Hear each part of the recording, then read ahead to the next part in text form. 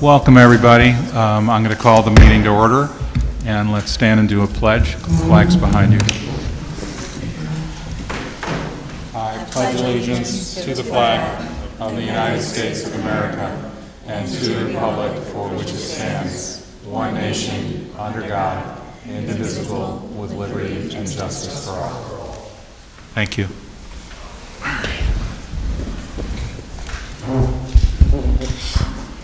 All right, let's do a roll call. Councilmember Glauda. Here. Councilmember Krasikov. Here. Councilmember Wake. Present. Mayor Kiriakou is here. Councilmember Grant. Here. Councilmember Smith. Here. Councilmember Gordon. Present. I see one of our city attorneys. Christian, you're here? I'm here, Mayor. All right, do you have a colleague online, or is it just you tonight? Just me for now. Very good. And we have Natalie online. All right, so our city planner's here. Evening, Natalie. Good evening. Great. And our city, what are you? You're the deputy. No, you're the deputy city administrator. That's correct. Very good. Okay. So because this is a mixed meeting, we will do public comments first. There is a sign-up sheet. Don't worry if you didn't sign up, you can still speak. But those who did sign up get to go first. You can state a public comment on anything you like. Hopefully it has something to do with the city and what we do. If for some reason it has absolutely nothing to do with what we do, I may cut you off. So try to keep it somewhat relevant. And then we've got Donna Minkowitz. You're up first. You got 3 minutes, any topic, more or less. Hi, everybody. My name is Donna Minkowitz, and I live in Ward 1. As a lifelong pedestrian who doesn't drive and has lived in Beacon for 9 years, I'm really glad you're discussing the Beacon Pedestrian Facility Inventory this evening. I have a number of points I'd like to make. Despite Beacon's reputation as a walkable city, I regularly encounter dangerous situations for pedestrians when I walk around town. These include crosswalks where pedestrians like me must play chicken with speeding cars that have no traffic light, not even a caution light, such as the crosswalk between Walcott 9D and Sargent, where I must cross each week to go to a health appointment, and where cars do not understand that they are required to slow down, much less yield to pedestrians, because they are on a road that is officially labeled a highway. I have complained about this crosswalk to city officials, and my understanding is that many parents have also frequently complained because this is a road many children cross getting to and from Sargent Elementary. Other dangerous situations include sidewalks frequently traveled by pedestrians where homeowners regularly decline to remove ice, and where the city does not seem to enforce the requirement of keeping sidewalks clear. The street where this is most often a problem, at least for me, is Verplank, where de-icing requirements should be absolutely enforced because it is completely dangerous for pedestrians to walk on the street, walk in the road on Verplank. The sidewalks on 9D all over Beacon must also be kept free of ice for the same reason, and they are not. I have encountered dangerous conditions with ice on North Avenue, Beekman, and Wolcott, as well as Teller, that have forced me to walk in the street with speeding cars on busy roads. Of course, Beekman is the main pedestrian route to the train station, so the city should pay its special attention to keeping it free of ice and snow so that both visitors and residents can have safe pedestrian access to the train station. Thanks for considering these points, and thanks for thinking seriously about pedestrian access in Beacon. Thank you. Thank you. Amanda Braum.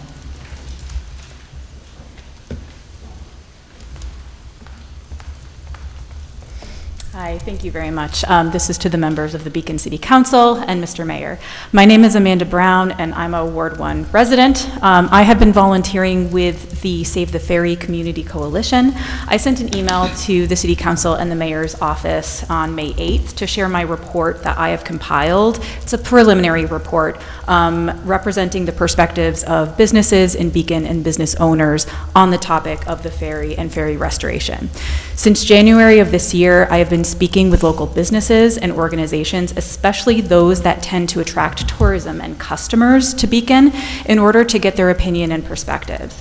My conversations have been open-ended, seeking to gather questions, concerns, thoughts, feedback.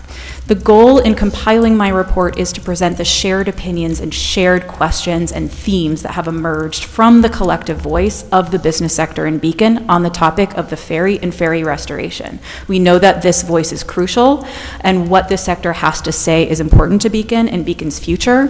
This is a sector and a group of people that are going to help us answer the question, is ferry restoration helpful to Beacon? Is it important to Beacon? What is Beacon's stake in the matter? When I first submitted my report to you on May 8th, I completed conversations with the owners and leaders of 24 businesses. Since then, that number has risen. I've now spoken with the leaders and owners of 44 businesses and organizations. The themes that have emerged are absolutely remarkable. No one I have spoken to is opposed to ferry restoration. Support and interest is overwhelming across the board. Businesses see a ferry restoration as able to draw customers and tourism in rather than out of their establishments, and they perceive it as an additional draw to the area that can benefit them. They also see ferry restoration as able to relieve concerns that they are grappling with, such as high traffic congestion, lack of parking, especially on weekends. They presented these concerns around traffic and parking as affecting both staff and employees and customers. When asked if they have any fears that increasing foot traffic to Newburgh may threaten their businesses or lead to a negative impact on their businesses, all I spoke with shut that opinion down and expressed their disagreement. They shared their feedback on the old iteration of the ferry and how that can be improved. We know that the ferry was shut down because ridership was low. A lot of the businesses that I spoke with shared feedback on how ridership could be more user-friendly, how the system could be more user-friendly, and making those fixes could really impact and increase ridership and usership. Thank you for your time. In case you weren't able to take a look at this report, I made copies and I'm happy to pass them around. Thank you very much for your time. Thank you. Thank you. Naomi Herson, it says that you're from NB, which I think stands for Nota Bene, but maybe not. Good evening. My name is Naomi Herson Bringskog. I'm an urban planner. I live and work in city of Newburgh. So thank you for having here. I will also say for the record that my husband and I, we did live here in Newburgh until we moved over. I really want to thank Amanda Brown for all the groundwork and connection and hearing and objective feedback from the business owners. What I wanted to speak today is just really underscoring why the ferry is important. It's beyond the economics. This is a historic tradition in our community in the Mid-Hudson Valley. It's a 220-year connection that's been between the two cities. And there is so much more potential, but it really, I think, underscores that the ferry is about connecting people to a place. It's connecting people to the water, a sense of belonging, and also a path towards climate resilience and really community building. I just wanted to sort of simplistically mention those things because we can make all the arguments to the different stakeholders of why it's important, but this is something that's a little bit more intangible.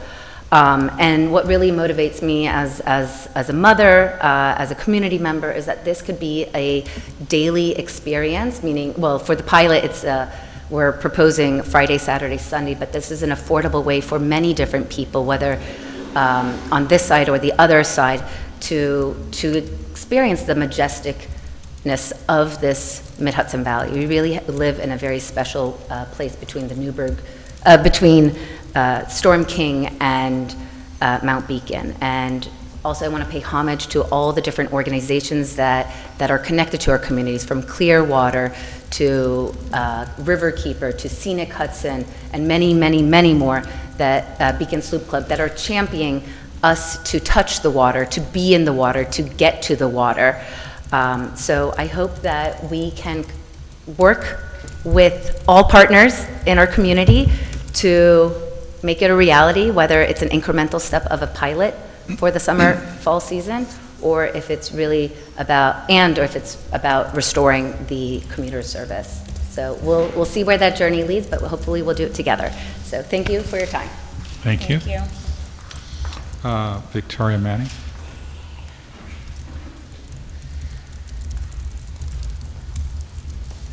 Good evening, everyone. My name is Victoria Manning. I'm a resident of the city of Newburgh, and I am here with the Save the Ferry Community Coalition. I just wanted to briefly touch upon what was already said, the idea that we are sort of working and advocating for a ferry pilot for the summer and into the fall, and this would be for weekend service. And whereas we are all still fighting to get the daily commuter service weekday back in effect, this pilot on the weekend is going to hopefully show a need and a demand that was not shown with the actual commuter service. I myself am a commuter, and I grew up in Newburgh. I lived in Beacon for about 5-6 years, and now I'm a current resident of Newburgh again. And so I think that just sort of shows that the idea that there's this fluid exchange between our two cities in residency and businesses, and that, you know, not everyone works a Monday through Friday 9-to-5 schedule. So you have people that need this sort of service on the weekends for their own personal employment and also for recreation. So there's the idea that this could be really instrumental and really important and impactful across, you know, multiple avenues. And there's current, you know, transportation service between Newburgh and Beacon during the week, but not during the weekend. And that's when people want to spend, you know, their recreational time going back and forth, exploring the area. And if we can make it an actual event, an adventure for people, it would be an amazing opportunity. And I think it's something that we would really hope that you can help us and support us, you know, and advocate with us. So thank you. Thank you. Thank you. Yin May.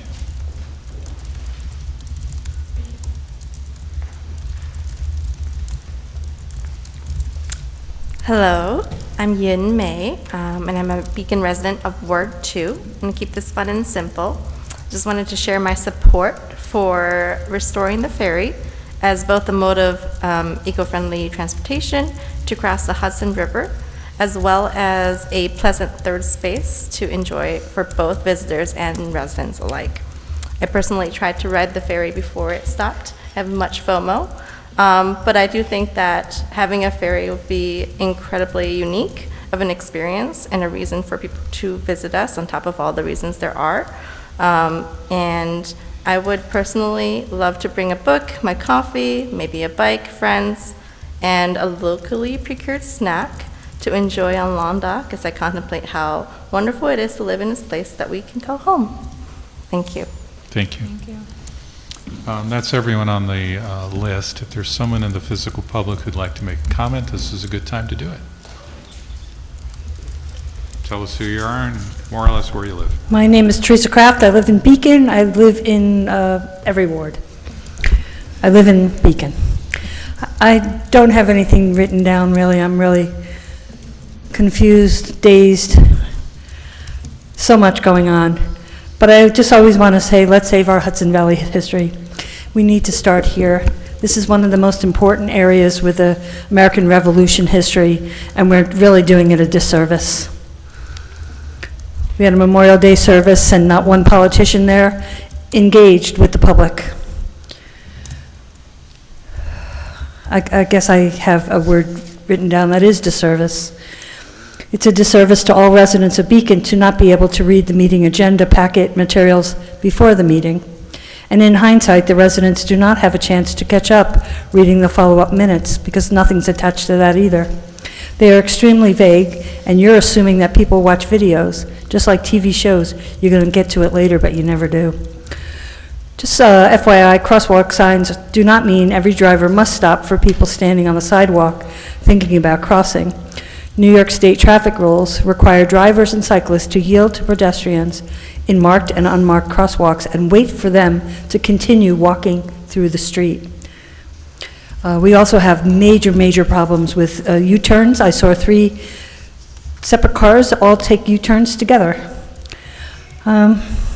There's a lot of locations on our main street where the pedestrian signage is not even there. That was strongly, highly supported by John Clark and the Main Street Access Committee. I really hope we step it up a notch, and let's all stand for the American flag. Thank you. Thank you. Someone else? Come on up. Jessica Eriksmoen, Ward 4. As I've said in a past meeting, I'm trying to figure out why, as a registered Democrat, I feel so disenfranchised from this city council, which is comprised entirely of Democrats. And after the May 18th meeting, I have an idea about what that is. I've gotten little meaningful acknowledgement and zero action on the action items I asked for on February 2nd and 16th. Jay Blumenfeld gets up after not having listened to our public comment. He doesn't introduce himself ever and gets his height variance and permissions to proceed with his project. He gets acknowledgement and action. I'm not upset that he got his project greenlit. That's just the way the cookie crumbled this time. I'm upset that my representative's vote didn't reflect Ward 4's wishes. Carolyn, we are who elected you. It's not about your preference to have it finished. If you're not going to vote the way that we ask, then be responsible, please, for your yes. And don't pass it off to the building department or the planning board. Since you aren't fully staffed as a council, I guess, at this time, as we keep hearing, please go down to their little trailer and tell them not to start cleaning out their cement trucks at 5:26 in the morning on a Saturday that just happened, and to obey the noise ordinances. They will believe you, not me, obviously. In February, after my neighbor's assault, I asked for resources for Ward 4, lighting, pepper spray, transportation, self-defense classes. I was met with excuses from my council member. Your ward roundup should reflect what's happening, updates, what we need. I'm just going to ask you to stop a moment. Please direct your comments to the entire council, Okay. not to any individual. You got it. Thank you.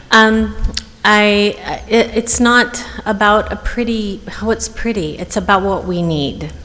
Except pepper spray, the non-lethal form of self-defense can only be procured from legal gun stores and cannot be delivered anywhere in New York.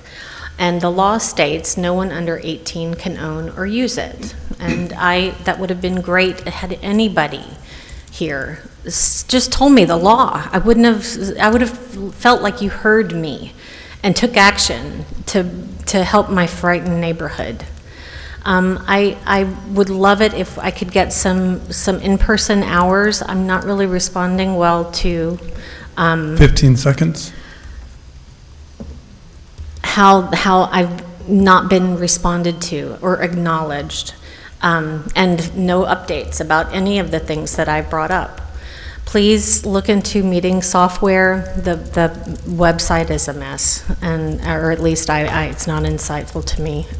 Immediately, if we could have a draft summary reviewed by a human. Your time has elapsed. Thank you. Thank you for your time. Thank you. Is there someone else in the physical audience? All right. Yvonne Carruthers, Ward 4, and also from the Beacon Bicycle Coalition. Yesterday, Sunday, I was down at the train station at 10:30 in the morning when the train came in from New York City. I have never seen so many people get off at Beacon in my life. It was like 4th of July, except there was no 4th of July. I have no idea why there were so many people, but I was thinking about Save the Ferry, because I wanted some of those people to be able to get on the ferry and go back and forth on the beautiful river. So that's just one observation. The second thing I wanted to say that I haven't heard mentioned in the ferry thing is about, just restoring the dock, because I've heard that if the dock is not restored, we stand a chance of possibly losing the sloop Clearwater, since it can't dock here, and that would be a huge loss. And the third thing I wanted to say, I wanted to announce that on June 14th at the Strawberry Festival, we're going to have free bike parking. As everyone knows, it's impossible to get near the place in a car, but we have partnered with the Sloop Club, and we're going to have an area set aside near the entrance to the festival where you can come by bike, and we'll watch your bike for you so you can go and enjoy the strawberry shortcake. So please take advantage of that, and we'll see you there. Thank you. Thank you. Anyone else? Sure, come on up. Let us know who you are and more or less where you live.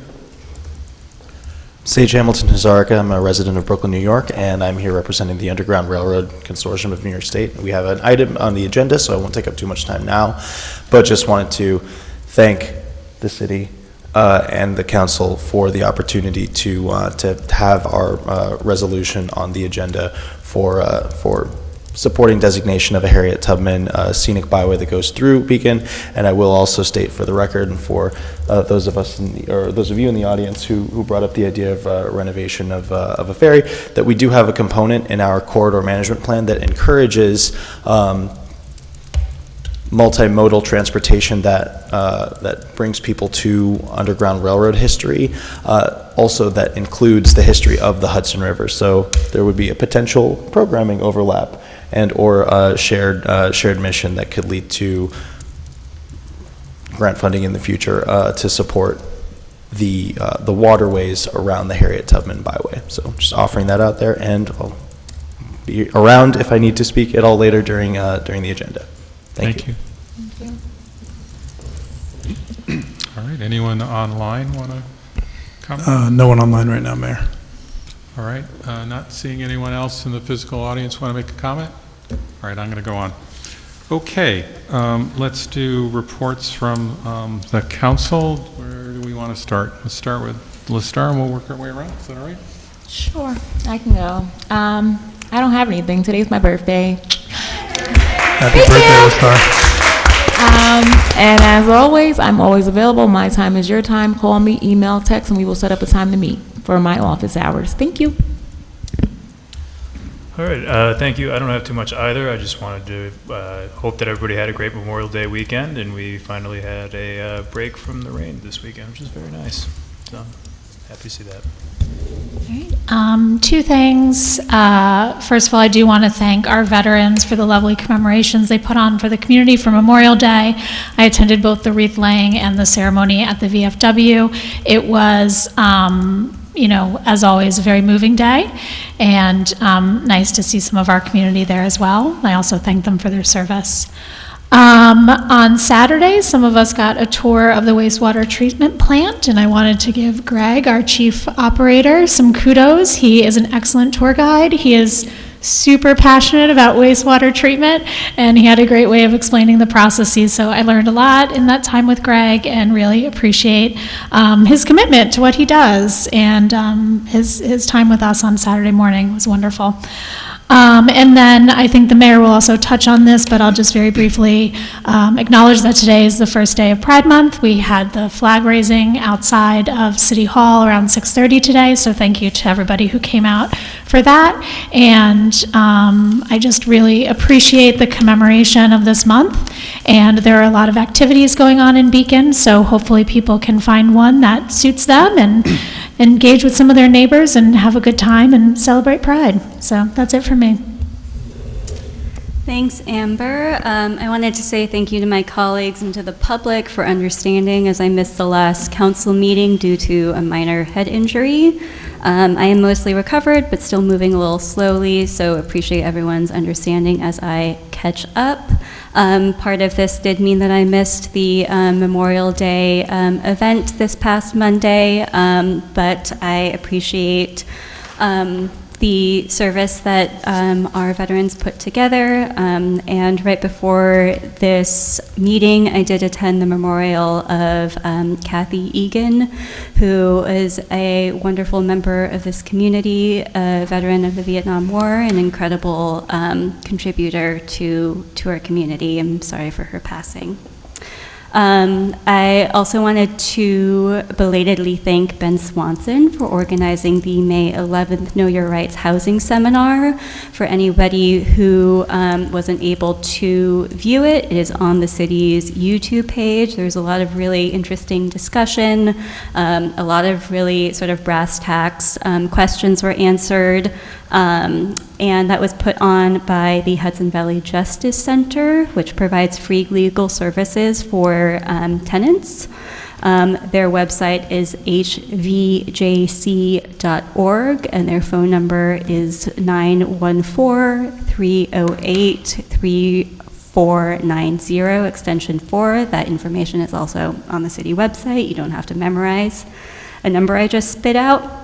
I do also want to put in a plug for Legal Services of the Hudson Valley, who provide free services to qualifying individuals on any number of legal matters, including housing rights, LGBTQIA rights, veterans and military family services, and a wide number of other services. We're very lucky to have both of these organizations serving our community.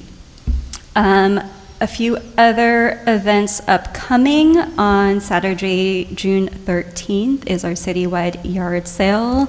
I'm guessing Mark Price might say a little more about that, but the registration deadline is June 10th. Also on June 13th, completely unrelated, is a gun buyback event hosted by Assemblymember Jonathan Jacobson in collaboration with the City of Poughkeepsie Police Department. That's from 11 a.m. to 2 p.m. at Beulah Baptist Church on Catherine Street in Poughkeepsie. No questions asked, no identification required. Turn in guns for gift cards for amounts ranging from $50 to $400. Guns must be unloaded and placed in a plastic or paper bag. Also completely unrelated, on Thursday, June 19th, Beacon for Black Lives and Bosco and the Storm are presenting the 4th annual Juneteenth Riverfront Festival from 11 a.m. to 5 p.m. Thank you, Lestar Gorton, for continuing to be one of the leaders of this event. I'm very excited for that. Correction, it's Friday this year. Sorry? Friday. Friday, thank you. My official office hours were yesterday, but I'm always happy to meet with constituents on any topic. Just reach out to me at pwake@beaconny.gov. Thank you, Paloma. I also enjoyed a visit to wastewater treatment plant, and it's really exciting to see how clean the water is at the end of the process, the water that goes into the Hudson River. It looks like you can drink it. It's probably pretty close to that. So I think we're doing a great job in investing in our infrastructure smartly going forward. June 14, at the Strawberry Festival. Come and enjoy. Ideally, arrive on bike or on foot. Looks like good weather. Talking about bikes, I was invited to Maribu Spa, and for somebody's birthday, I biked over and ended up tying my bicycle to a lamppost in the middle of the lawn. They don't have any amenities for bicycles. So I would like for us to entertain that in anticipation of our big, beautiful bike master plan, to amend the code and make bike racks compulsory in any commercial development or any larger residential development, because that was a little pathetic in a 2026 to park on a lawn. And at that, I would want us to potentially have some update about Dutchess County planning and their role or lack thereof in the master plan, to start the discussion of how to proceed with our own money and getting the master plan going. Something else that I want to entertain is to discuss possibility of making traffic safety committee meetings hybrid. They meet on Thursdays at 9 a.m., a time that it's really difficult for many people to attend. Myself, in my 10 years in Beacon, I attended twice, while wanted to attend many more times. If there was a hybrid version, many more people among the residents and the council members could tune in, call in, and hear what's happening. I know this, but past Thursdays there were several topics in my ward that I'm very interested to stay on top of and hear the discussions and contribute to the discussions, but because of my work requirements, I couldn't be there. I do want to acknowledge ice and snow on the streets. This past winter, almost daily, I send reports to Chris White, our former city administrator, documenting various intersections or sections of sidewalks that were not cleared, and he did a very good job at sending the highway department to address those issues, usually the same day, sometimes the next day. It is, we do have, how many miles of sidewalks? 56 miles? Something like that. Something like that. So we do have a lot of sidewalks and a lot of intersections, and yes, unfortunately, after the big storm, especially the ones that like we had this year, there is just very little manpower to go door to every household. But I'm happy to be that conduit, and so feel free next winter to send me updates on uncleared sections, and I will be forwarding that to Ben. We're happy to get those addressed, and also if you want to go straight to anyone at the city, I would recommend contacting the building department directly, as they are in charge of enforcement of that, and they will deploy the highway department to clear sidewalks that don't get properly cleared by the homeowner or the property owner. Yeah. And lastly, no set office hours, but if you want to meet, reach out, I'll find time, and in person, over the phone, Zoom, everything goes. Thank you. Thank you. So some of my stuff got covered, so I can truncate this a little bit. I also wanted to thank the veterans for the moving and solemn Memorial Day ceremony that started the Churchill Bridge with the laying of the wreath and proceeded to Memorial Hall. It was a very nice event and great turnout, even with the rain.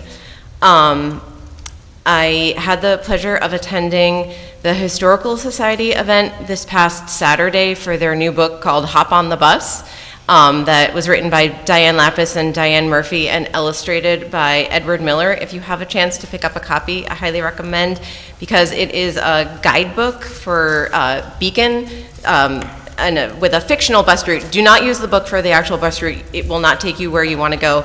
It doesn't exactly follow the G, but it goes to places all around, like I think it's 50 different locations in Beacon, and gives you a little historical fact about each place.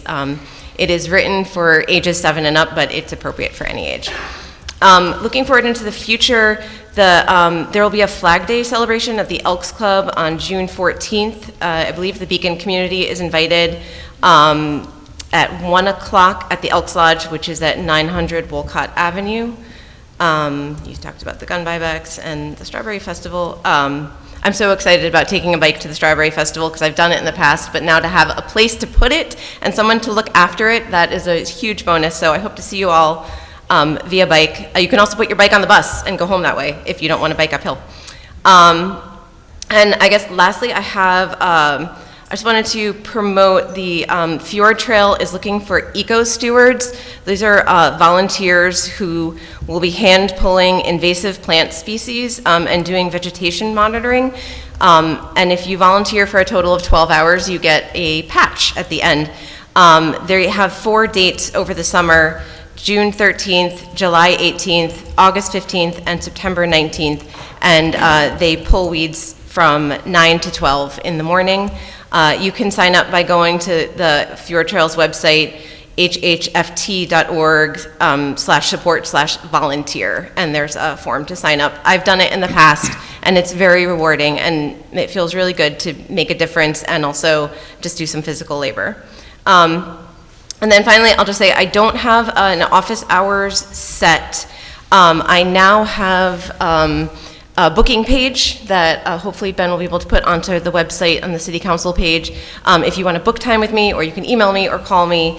And I will also bring up that this is June with 5 Mondays, and I would like to bring up the possibility of setting something for the public on either June 22nd or June 29th. I'd like to open a discussion about that if possible. And if we as a council don't have a meeting, I will set an office hours. Okay. I will try to be brief. I was away most of the last, or at least a lot of the last 2 weeks for a family wedding. Did not attend Memorial Day events here. Amber Grant was in charge. I didn't see any mass weddings, so I think we were okay. They let me do the wreath. So okay. Oh, they did? Yeah. Good. No weddings. All right. Well, I'm glad. I just got a call actually late this afternoon from our assemblyman. We have home rule legislation passing both houses for our right to impose a hotel tax. Once that's signed by the governor, we can get that done. And it does expire this year, so we want to get it done. So that's good news. Our position for Deputy City Administrator is posted. I will observe that that Ben is over his head in terms of being busy. It's going to take us a while to kind of catch up on things, and we're learning a couple of things, although we do have some advice on the side. But that's a good thing that we've posted, so we'll get there. I get to play volunteer at the Visitor Center. I'm a certified tourism ambassador. I will concur that this weekend we had a lot of people getting off the trains. It was really kind of nice, right? It was really nice. Also, too, I had met separately with Naomi Herson and Carson Carter on a number of issues, including a potential ferry, but it was a pleasure to meet with them.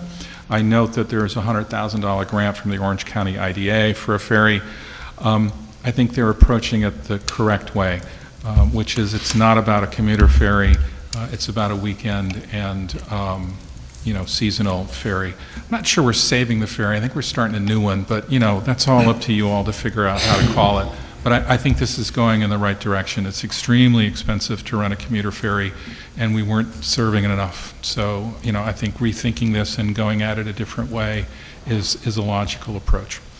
I think that's all I got. I got a proclamation. I'll do that after the city administrator adds anything they want. Try to get an update on the bike. Pardon? The bike matter. Conversation with that one. So, yeah, just to add, we are trying to have conversation with Dutchess County Planning, both on how we work our sidewalk inventory, which you'll hear about, but also how we do a bike plan. I'll have more on that shortly, but again, I'm just in coordination with the county on this one right now. All right? Ben? Thank you. We'll keep mine short because we have Amanda LaRosa and Natalie on for our pedestrian inventory item, and we want to get to that shortly.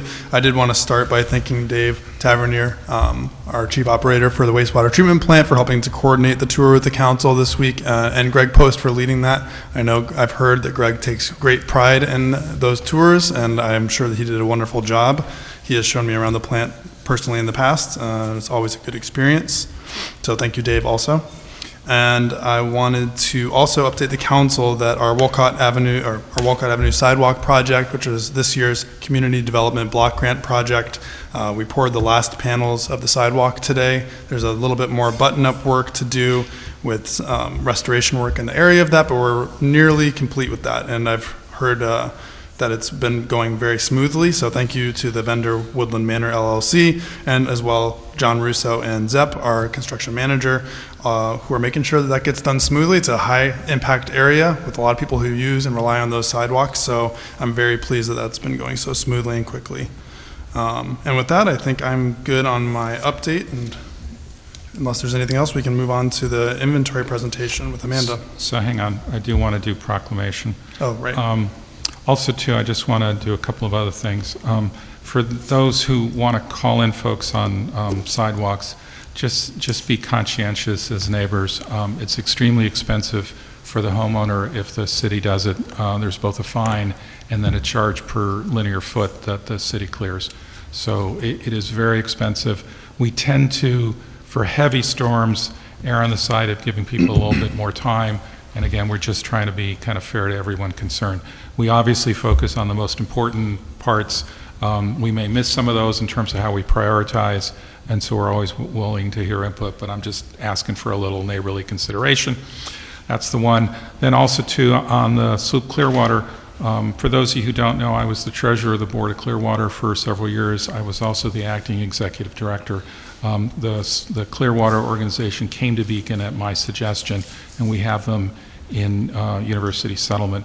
I note the sloop will be out of the water. I think it's starting either in June this month or July next month. It'll be out for a year. Approximately, they're doing substantial renovations. It's the last portion of the renovation of the sloop that gosh, I started thinking about 20 years ago. It's a very long process to redo everything on the sloop, and they're most of the way through it, but it's going to be out of the water for most of a year. So I just want to point that out to folks.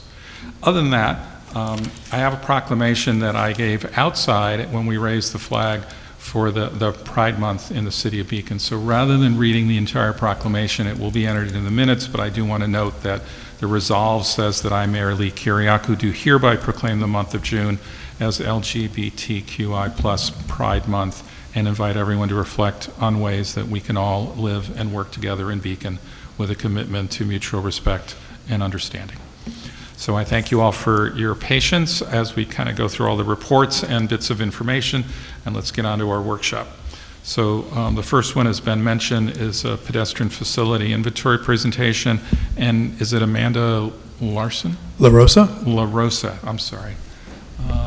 And Amanda's online? Online, thank you. And that's About from to call up Creighton my Manning. screen. Give me a shout when you can see that. You're all set? Yep. Great.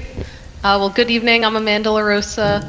I'm a project engineer from Creighton Manning, and I'm here today to present to you our work with the Dutchess County Transportation Council. This project was completed as part of our on-call agreement with the county, and our inventory of pedestrian structure in Beacon focused on all of the areas within the public right-of-way throughout the city. Today's presentation is reflective of a draft copy of the report. A final version is forthcoming as we integrate recent feedback from both the city and then anything coming out of today's meeting. I'm very happy to take any questions, but I do ask that you hold them until the end of the presentation, and I'm happy to flip back to any of the slides that you'll see as part of that. And then to the city council members, I understand that you received a draft copy of the report. My ask of you guys tonight is that you review both the evaluation criteria and the inventory results within your ward and provide any feedbacks, questions, ground truthing that you may have by the end of this week as I look to finalize the report next week. So jumping right into the intent of this project, our project was intended to create a database of the location and condition of pedestrian facilities throughout the city of Beacon, with the main purpose of assisting the city in planning of any construction or maintenance activities, as well as future capital projects. And while we have prepared a report documenting our methodology and findings, I'll point out that one of the most impactful portions of our work is a deliverable, which was the GIS files that went along with our inventory, which we have transmitted to the city for integration into one of their systems.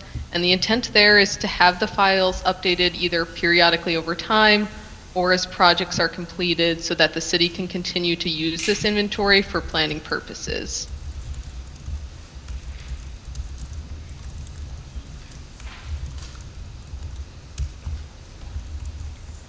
Our inventory captured data on a total of 4 features. Those were sidewalks, curb ramps, pedestrian signals, and crosswalks. And the right side of the screen has a few photos that were captured during our presentation there. Moving into our data collection effort, the field data was collected this past fall through the spring, and this was done using a mobile device equipped with Field Maps, which is a mobile GIS application. As you can see from this graphic in front of you, our field techs recorded about 2,400 observation points.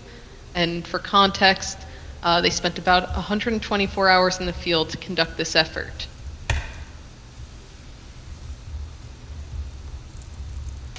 For our grading criteria, the first 2 features that I'll walk you through were our sidewalk and curb ramps.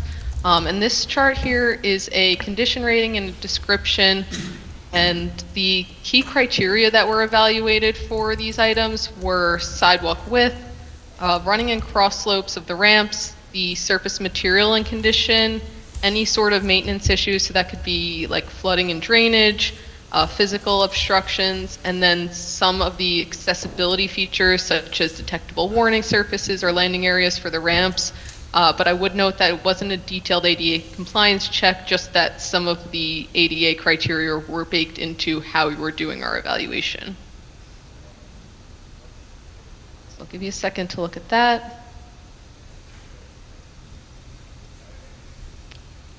Moving into our ratings for these two categories, on the top here you'll see the sidewalk assessment, and on the bottom the curb ramp assessment. And these grades and conditions do correspond with what I just showed you on the previous side. We found that most of the sidewalks, about 64% or more, received ratings of 3 or 4, which were our good and very good categories. And then similarly on the curb ramps, over 80% were rated in our good and very good 3s and 4s categories. So I'll move into a few maps that show both these ratings and a few other criterias after I give you a minute to look at that.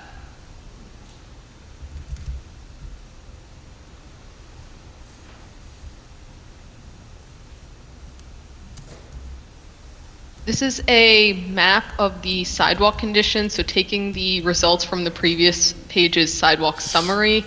Our sidewalk conditions down here in the bottom left side, you'll see the condition criteria. Your 1s and 2s are reds and orange, and your 3s and 4s are those yellow and green. And again, as I mentioned, 64% were in the top 2 criteria as demonstrated here. And then very similarly, I have a map showing the curb ramp condition. And again, over 80% of these were rated in our good or very good, 3s and 4s, indicated here by our yellows and greens.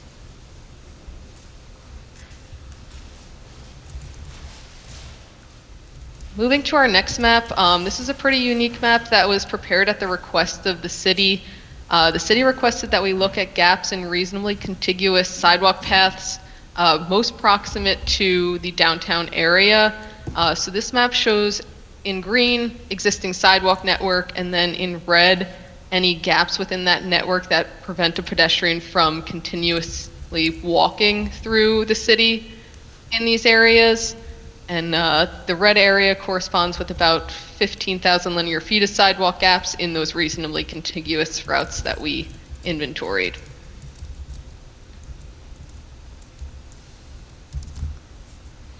Our next map was also prepared at the city's request. Our inventory included a response for our field techs to indicate the material of the sidewalk. So we looked at either concrete, asphalt, bluestone, or other. And as you see here, most of the city has concrete sidewalks with a few smatterings of bluestone kind of near the Main Street area, the western end of Main Street, and then some asphalt on the north-south routes. Moving to our next feature category, pedestrian signals, which were evaluated with a different set of criteria, essentially 4 questions. If it got up to 4 questions, our field techs were prompted to first watch the signal to see if there was a walk or a don't walk sign. If it was at a full signal, there are a few signals within the city that are not entirely traffic signals, but rather crossings, so that might not have been an applicable question in that setting. And then the next question would be, is there a push button present? A push button is what the pedestrian walks up to push for the crossing. And then if that was present, it generated 2 more questions of, is it functional, which means if the button is pressed, does a walk get granted? And then the final question is the push button audible, which is verbal cues for walk and wait that go along with it. And on the right side of the screen here, you'll see images of, on the left side, the current standard of pedestrian signal crossings, which is that audible push button. And on the right side, a slightly older version, which is a smaller push button that is not audible, does not speak to the pedestrian.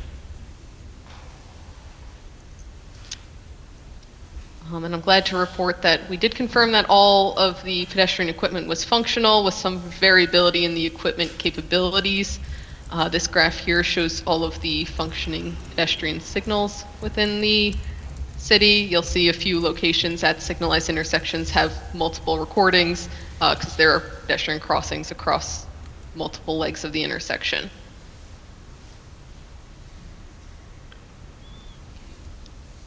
Moving on to our 4th and final feature of the inventory, we looked at crosswalks.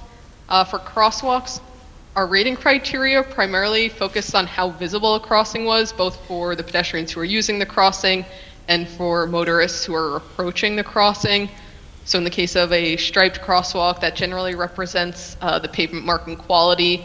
And then for any distinctive crosswalks, which would be crosswalks inlaid with a different material, either pavers or concrete, the condition generally corresponds with the condition of that material.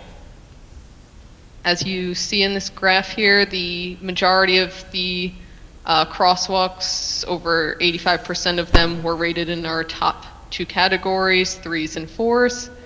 And I have a map that shows this. This is the crosswalk condition map. And again, as I mentioned, over 85% were in our top 2 categories, 3s and 4s, shown here by yellows and greens.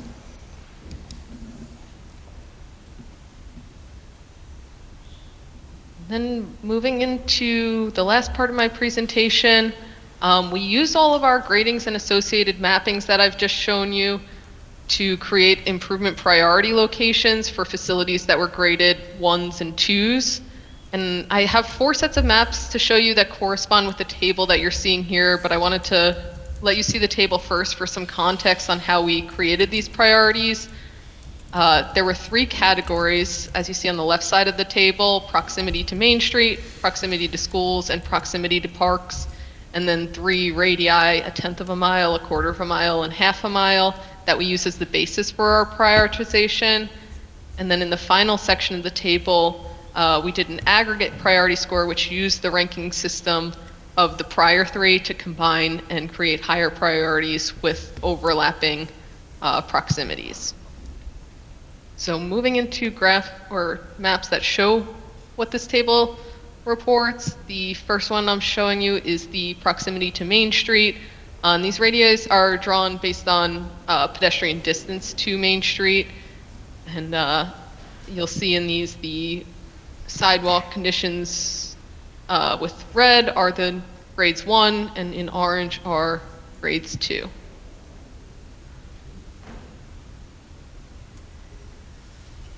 Moving to our next priority map, this is the proximity to schools. And again, same color schemes. 1 is red and 2 is orange.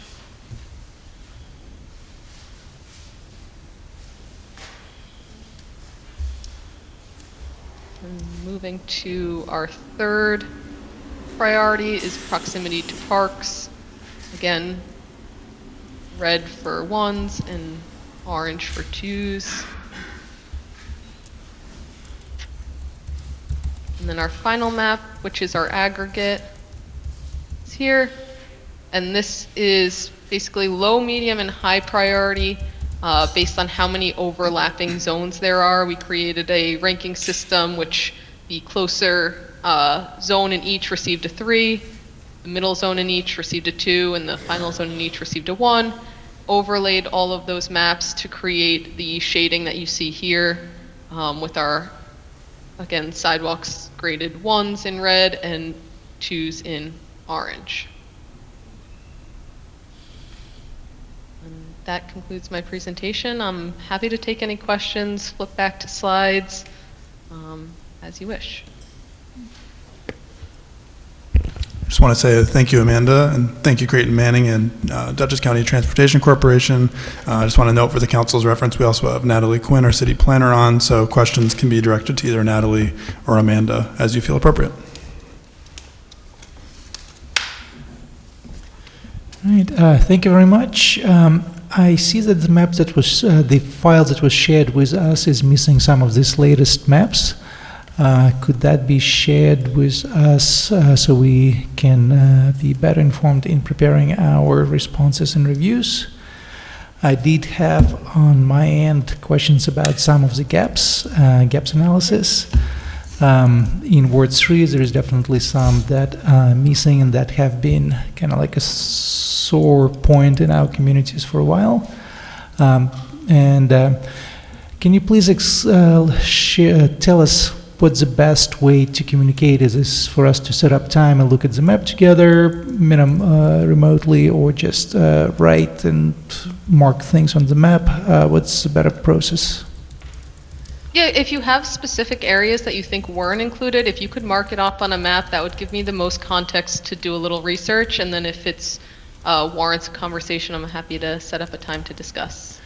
So I think very important is context of, how we use the streets and how we move on the streets, that, we, the residents, understand looking at the maps not necessarily is clear. So I think, I can provide some descriptions, but probably just providing that context is very important. Understood.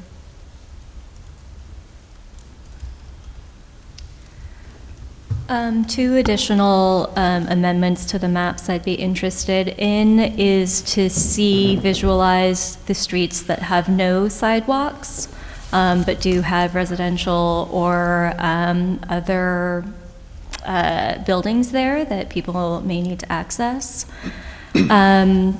I would also be interested in seeing in the aggregate consideration for the areas that qualify for, I always mess up this acronym, Community Development, CDBG, Community Development Block Grant sidewalks, since that is an area that we've prioritized in addition to schools and parks. Sure. Do you know if there's any GIS mappings that show that area? That is a great question. There is, isn't there, from the county? Yeah, I would think so. We can probably get that for you, Amanda. Yeah, Great. it's based on census tracts.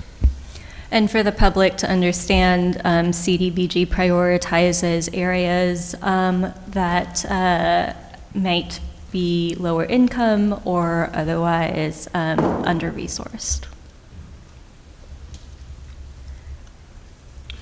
And then, do we have any GIS maps that show population density across the city?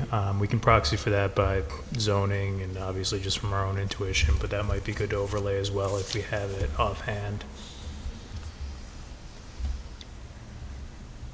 I think I can, oh, sorry, Amanda, I'll just jump in real quick here. And I think I can add that, as Amanda started out at the top of the presentation, city staff, engineering, building department has been meeting with Creighton Manning to kind of go over this. And I think one of the most useful things outside of just this kind of inventory being done is that the GIS maps were provided that are can be uploaded into the city's diamond systems, which just does have a lot of these kind of other layers that I think folks are talking about, whether they be census tracts or population data.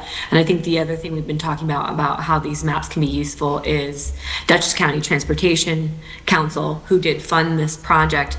They also do annual counts on vehicle and pedestrian movements, kind of where we're seeing traffic, where we're seeing pedestrian traffic in communities. So I think you're all hitting on the same points that we've all been discussing already, as well as there's a few other layers that I think we could overlay that the city, as we go through our prioritization exercises, can be overlaying with these data files to kind of continue to pinpoint beyond the aggregate map that Amanda showed us at the end of this presentation.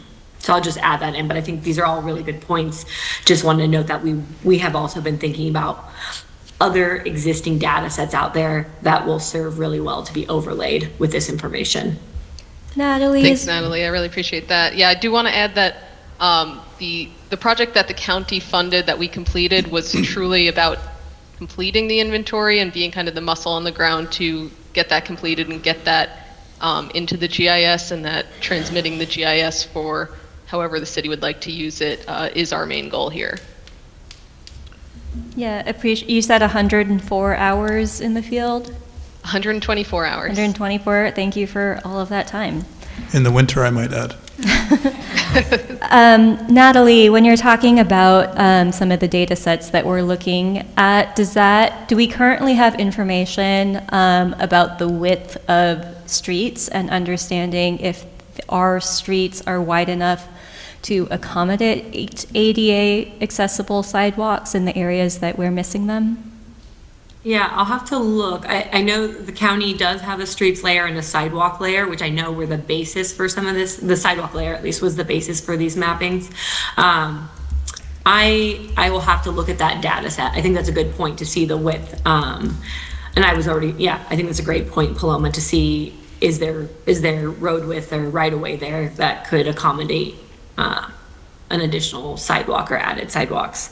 I'll reach out to the county. They maintain kind of those larger data sets and then transmit them down to the municipalities. So I will look at that.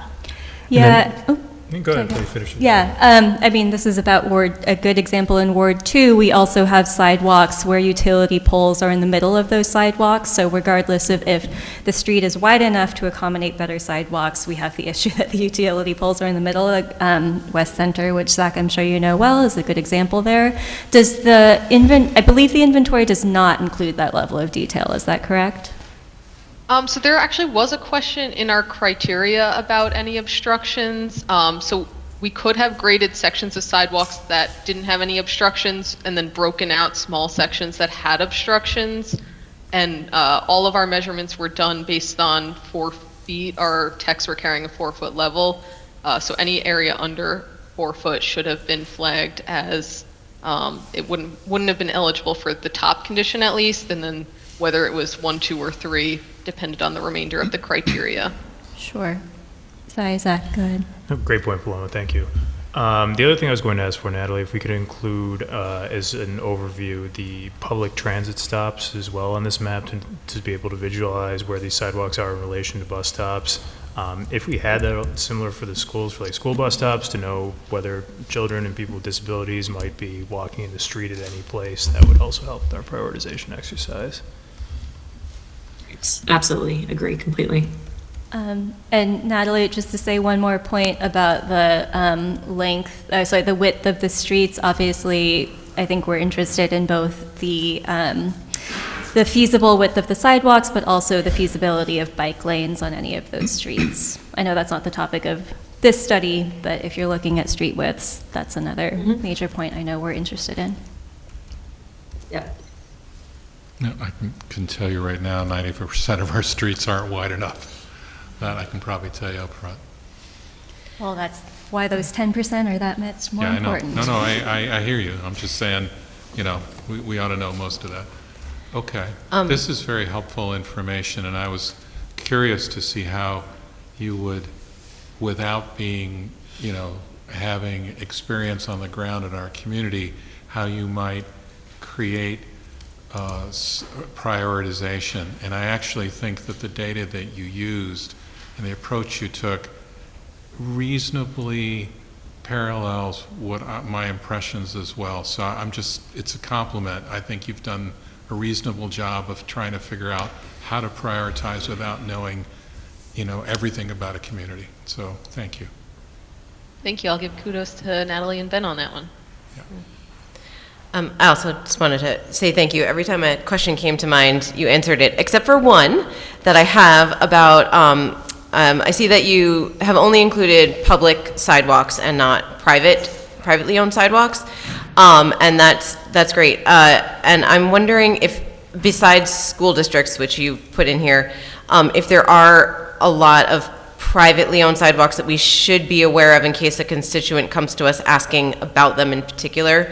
If we can say why they're not there, or if there's some kind of data that says where these privately owned sidewalks might be. Other than that, every question I had you answered within your presentation. Great, glad to hear I answered most of them. So when we were reviewing our field data, we looked at the tax map to establish any sidewalks that were not in the right-of-way, and then just excluded that from our grading criteria if it happened to be included. While our techs were out there, we had a few property owners of commercial properties ask them kindly to get off private property. So yeah, our main intent there was just to be identifying only within the public right-of-way, because the intent here is to help the city prioritize both their own improvements and then any sort of improvements related to private developments, and keep this map updated. I have another question. Was the you rated the crossings, whether, the buttons work, whether the striping is good, but did you look at whether a type of crossing is appropriate for the particular road, for particular situation? No, the inventory was exclusively about the condition that a crosswalk was in. There was no sort of determining if it was an appropriate situation or not. That requires far more data. Thank you. Amanda, I know within the data set, and especially for the crossings, I can't remember, was the team able to take a picture of every crossing, and that's in the data set, right? So that can be clicked on and looked at. I just can't remember if it was every single crossing or. It's not every single crossing. It's any of the ones that were 1s and 2s, and then a smattering here and there of the remainder. Just too much data otherwise. Mm-hmm. So there is some information, I'm just, in terms of pointing out to the council that within the maps and the shape files, you're obviously seeing static maps of this data there. But there is even additional data that the team collected where they took, I downloaded the data set earlier, and so I saw how large it was, that there is a significant number of photos with many of these conditions as well. So I think that could help us get closer to your point, Sergey. And I think that's something, going back to Amanda's original request, if the council members can kind of zero in on their wards and kind of look through the maps that were provided, and if you have any areas that you want to circle and flag, like this doesn't look quite right, or this we don't know if this matches the actual condition. I think, to Amanda's point, it's helpful to show that on the map, because we have the whole data set at our fingers that we can then go in, look at the photos there, and kind of help to answer questions and maybe update photos as needed and things like that. So just want to point out those kind of 2 points. There is additional layers of data within this in terms of photographs, and then reminding the council of, I think, where we can be really helpful right now is making sure the data set we have is completely accurate. So you all know your wards better than anybody. So if you can kind of take a look at that and make sure that we give it one more quality control look before this gets finalized, I think that would be very helpful. That'd be great. And I believe, go ahead. I just have a last one, which is, this is a judgment call. So in your opinion, since you've done a lot of these across communities, any sense of how we might compare, better, worse, similar to other kind of smaller cities or villages, older? I mean, I'm just trying to get a sense of where we might sit as a total. It's really hard to compare like that, but I would say that you guys have a vested interest in keeping your city really nice, and advocating for a project like this from your MPO was a big step. So I think you guys have a lot of tools and a lot of information to kind of make improvements that make sense for your city, and then keeping the inventory up to date, which, if you're doing it as projects occur or as the seasons come and go and stuff deteriorates, it should hopefully be less of a lift, a lot less than 124 hours to update and keep it in good standing so that it continues to be a very useful tool for you guys.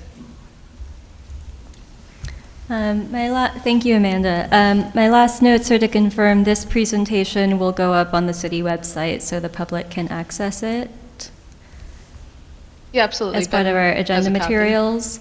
And want to confirm that, or whether the Traffic and Safety Committee is being asked for any input on these initial findings. We are not engaging the Traffic and Safety Commission, but the presentation from tonight can be made public, and then the report's still in a draft condition, and actually, I believe it was Sergey's point, the graphs that I presented at the end haven't yet been incorporated into the draft report, so I have a copy that I'm going to circulate this week, and I'm glad to circulate to the council members and obviously the DCTC for final input while I'm finalizing the report. And then I'm asking for your feedback, if possible, by the end of this week, so that I can work to get a final copy of the report out next week, and the final copy of that report will be made public. Yes, that was my last point, just confirming the final report will be on the website. I would encourage if anybody on the Traffic and Safety Committee is interested in looking at the interim report, that we make it available to them, but I also don't necessarily want to give them a last-minute task as a volunteer body. Understood. Okay, everybody good? One more request to Ward 3 residents. If, even though you cannot look at the map yet, if you know of some gaps in sidewalk coverage where you live and some place where you know you suffer for the lack of them, please reach out to me and I will include it in, it might be the same that I have, but I will combine it all together and share with Amanda. Thank you. Would second that for Ward 2 as well. Okay. Thank you, Amanda. Appreciate it. Appreciate you also being there, Natalie, to provide any other support. And let's go on. So the next item in workshop is the capital program. And Susan is, there you are. Come on up. And I guess we're going to go through a couple of things. You're going to take us through the financing plan, or are we going to also talk to some of the department heads? Yeah, why don't we have Ed come up now as well? Susan's going to start us off with the financing plan briefly, and then we're going to jump right in with the water department, and we'll have Ed Bilicki for the water department, Dave Tavernier for the wastewater treatment plant, and then Mark Price here for the rec department. And we will go through those departments in a little bit more detail and have opportunities for the council to discuss and ask questions to the department heads directly.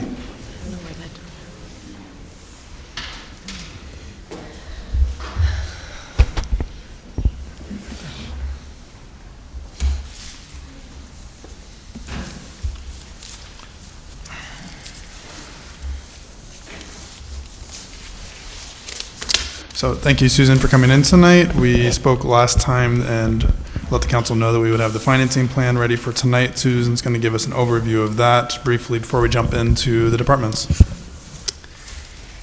Good evening. Thank you for having me. It's good to see you. Welcome back from vacation. Hope it was great. I don't have my laptop tonight. Unfortunately, I left my cord at home. So if there's any detailed questions that I need to look up, I will get back to you in an email to everyone.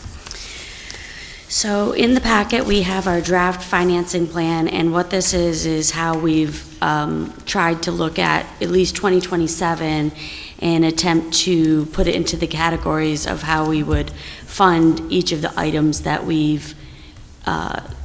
think that would be 2027 purchases.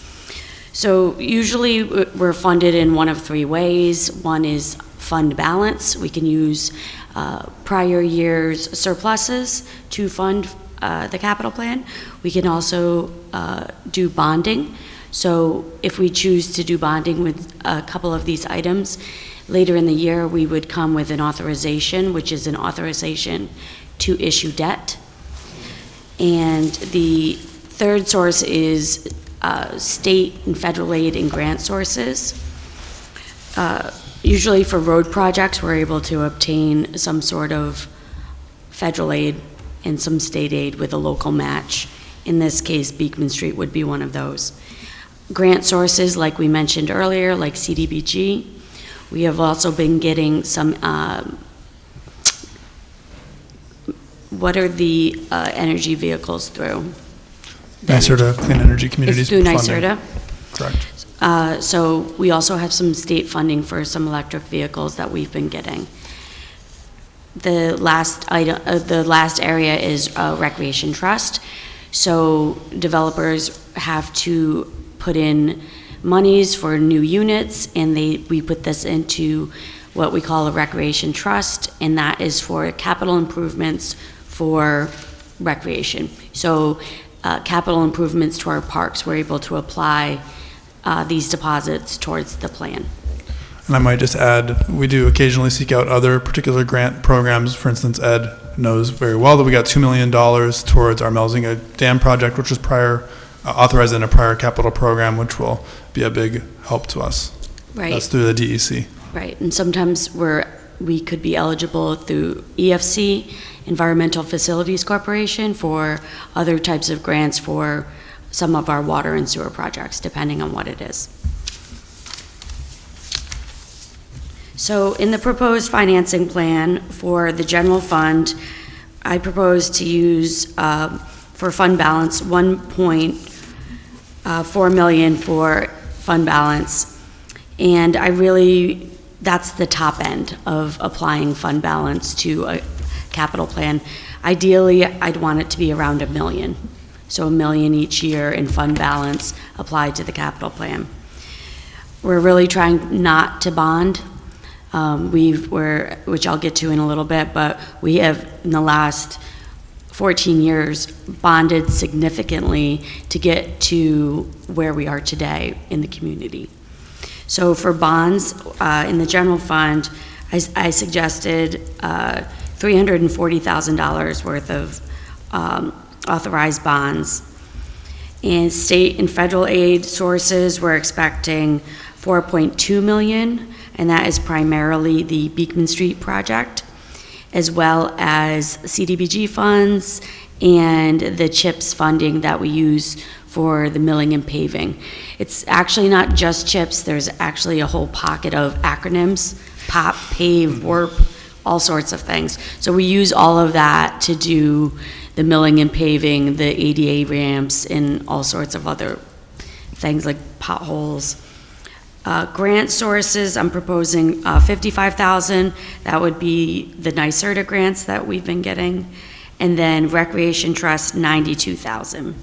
And this would be a total of $6.2 million for the general fund portion of the 2027 plan. For the water fund, the total plan for 2027 is $3.1 million. I'm proposing to use $600,000 in fund balance and $2.5 million in bonding. Of course, if we're able to get any grant or state and federal aid, we would apply it and not issue the bonds. For the sewer fund, I'm proposing to use, for the $607,000 that we have for the 2027 year, I'm proposing to use $355,000 of fund balance, $252,000 of bonds. And this total plan comes up to $9,915,345. Before we move off the financing plan, Susan, could you briefly touch like big picture implications of bonding and why we have to be thoughtful about when and how we do that? Sure. You might have remembered from the council orientation, we discussed our bond levels, and I touched briefly on all of this. So we're actually in the process of finishing a short-term note of $25 million, and that encompasses all the work that we did from 2000 to 2024. So that is like the Mount Beacon Dam construction we authorized in 2000. Also the citywide meter upgrade we authorized at the same time. 2020. What did I say, 2000? Yeah. Sorry. 2020, thank you. We also did the roof on City Hall in 2021. Our stairs you saw outside. There was the primary settling tanks and West Main Street pump station, Fishkill Avenue, the firehouse. We were able to offset the sale of the firehouse. The proceeds, we won't issue the full amount of the debt. We'll issue the proceeds, and then we'll rescind the debt authorization. The dewatering system at the sewer plant, and we haven't issued for the fire truck yet because we actually haven't had to pay for it yet. And then Fishkill Avenue water main replacement, and also some equipment. So that encompasses the full $25 million that we're in the process of authorizing. That being said, the $25 million plus we had $44 million in outstanding serial bonds comes to $69 million at the beginning of the year. within the operating budget, we authorized to pay down 2.3 million of that 69 million. So usually these bonds, it depends on what the project is within the bonds. So for instance, the firehouse, I think the period of probable usefulness is 30 years. So that bond for that particular project is spread over 30 years. And then you'll have interest and principal payments for each. So we lump these bonds together and we do a weighted average maturity. So altogether it might be 19 years or 25 years. And as we go along, I'll issue short-term debt first and try to pay off the projects that have a smaller useful life. So it's able to spread out the bonds when we go long-term, when we issue the long-term debt. So right now we're doing short-term debt, which is a lower interest rate, which is right now we're expecting around 2.9% when we issue short-term debt, as opposed to a serial bond, which right now with the current market is 4.25% for our bond rating. So the reason why we held off all this time is, as you know, the higher interest rates. We were able to front this money through our fund balance and the other grants that we had, and we were able to hold off the issuance. Now we have to actually issue, but the rates have come down a little bit.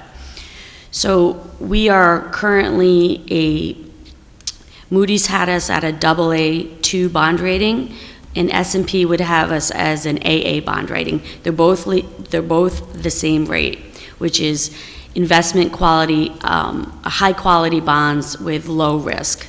So we are rated high, but we also have a high level of debt compared to what we're allowed to issue. So right now, the gross indebtedness is 52% of what we're allowed to issue. And we're able to, there's exclusions for water and sewer, but right now we're at 52% of our gross ability to issue debt. So that the investment services like Moody's and S&P consider that high, and so when they give us a credit rating, their opinion, that's one of the marks. They recognize what we've been doing in the community, but that's still a higher level. So we're trying to hold off on any bonding and spread that out into the future. What would be the level of debt that they will be more comfortable with? So right now it's 69. Can you give it like as a number? What would be something what that they would be more comfortable with? Yeah. I'd have to ask that exact question. So like being a low debt would be 20 million. We'd be 30 million. Moderate debt would probably be 40. But we have to issue debt to do these larger projects. I don't think it actually reduces our credit rating right now. What drives our credit rating is our financial management, our fund balance, the tax base. The tax base has grown exponentially over the last 20 years. So 20 years ago, this credit rating wasn't even a possibility because we didn't have the tax base. In 2016, they upped us because of the tax base and also financial management. So they also look at fund balance as a big portion of that. They want to see 30% of our expenditures, so our annual operating expenses, they want 30% of that held within fund balance. That's what they feel comfortable with. So that's what I use as my reserve of fund balance, and then anything over that we can spend. But in order to keep us moving forward each year, investing in ourselves, our vehicles, our infrastructure, I propose to use 1 million to 1.5, and I'm just talking general fund, per year, and that would keep us investing in ourselves, but also maintain the fund balance. Thank you. Yeah.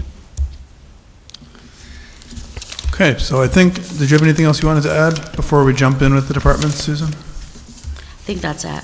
Okay, so we thought that would be really valuable, an overarching background for you guys to be considering as we're moving into the departments. Tonight we've invited Ed Bullocky and Dave Tavernier to start with, as they have what I would consider to be some of our most critical infrastructure projects, and they're going to walk through some of the bigger items in those departments, and you're welcome to ask questions about those as well as more detailed questions if you have them. But since their departments, water, clean wastewater treatment, are so critical to everything we do in the city, we thought that it would be important to have them tonight, and their projects tend to be a little bit more technical, and better to have them answer it than me to try. Thank you, Ed, for coming tonight, and I'll turn it over to you. Thank you, everyone. Thank you, Council. Originally, I'd like to start with the biggest addition to the capital plan, which is the Mount Beacon water storage tank construction. It was originally added in 2023. When we first started looking at that project, that cost was based on the cost to construct the Fairview storage water tank.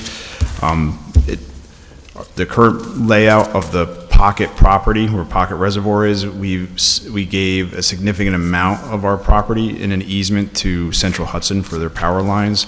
So when we started this project in 2023, we just looked at what the tank cost would be, and as we got deeper and deeper into the project and where we could construct the tank, we kept running into the obstacle of the topography and the easement. So we met with New York State Parks. 2 years later down the road, we acquired an easement from New York State Parks, and as we began to look at the site again and where the tank could be due to the pre-existing conditions, additional site work, and the current tank needs to remain in operation to construct the new tank, it kind of drove the cost, and we're asking for the additional funds. So this is the addition, not the total? That's correct. All right. And then the total is? It was like 3.3. And so we already agreed on the first chunk. This is the second chunk? Yes. And anybody else's money we can find? We can, if we have to, the one thing with water, or especially some of the grants that are available for us, we have to have an engineering report. It needs to be very outlined, very specific, like the intended use plan. There's a report layout, and it has to be all, like you have to follow their steps. And very simply, it's like, this is the project we like to do, and then there's 3 alternatives. Like, what if we never do anything? What's the current proposed project, and is there any other alternatives? So there's different outlines, but yes, there is alternatives. There's funding that we can seek for that. But each one has different prerequisite criteria to apply. Okay. For Fairview, we were able to get half paid for? Like 3/4. Yeah. We received roughly $900,000 for Fairview. That's the only one of size. That's the only one I care about. Everything else I'm good with. But sorry. And then we also added, we looked in 2024, if anybody hasn't been there, the city owns and operates a water reservoir in Phillipstown called Cargill Reservoir. It takes roughly 10 miles of water main to get from there to here.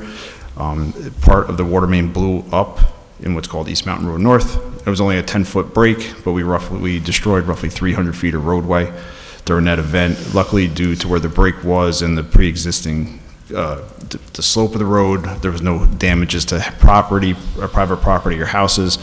As we were looking into it, due to the nature of the reservoir, the road and the steepness, the only way we would have to remove the pre-existing main and replace in kind. Most of the roadway underneath it is solid rock, so the pre-existing trench is already there, and so I would like to add that project for a future. And again, it could be pursued for a grant. And that looks like, if I'm looking at this and looking at the out years and where we have big rocks later on, that Cargill, is that the whole water main construction in 2030? No, it's a section? It's a section. It's like 2,000 linear feet. Okay. And then you'll notice later on, there's Cargill Reservoir Engineering and Design and Cargill Reservoir Construction and Inspection. That's actually specific to the reservoir. Last year, we completed engineering assessment, which is due every 10 years, 10, 15 years through the DEC. I forget the exact, I apologize. I forget the exact year period that we do it. This year, the previous engineering assessment was accepted by the DEC as a draft. We finalized it this year. At the end of the report, they found that much like Mount Beacon and Melzinga, the spillway capacity did not meet the probable design flood event, but it only missed it by about an inch. So without doing further engineering to really establish where we can gain the inch from. Yeah. So that's why we have the engineering in and then construction later. The construction's kind of like, at this point, is a ballpark. Okay. But they don't believe, just by how the modeling showed, that their hope is that just reconfiguring the spillway instead of having to raise and do other stuff that we've had to do with, what we will be doing with Melzinga won't be necessary there. That would be great. Thanks. You're welcome.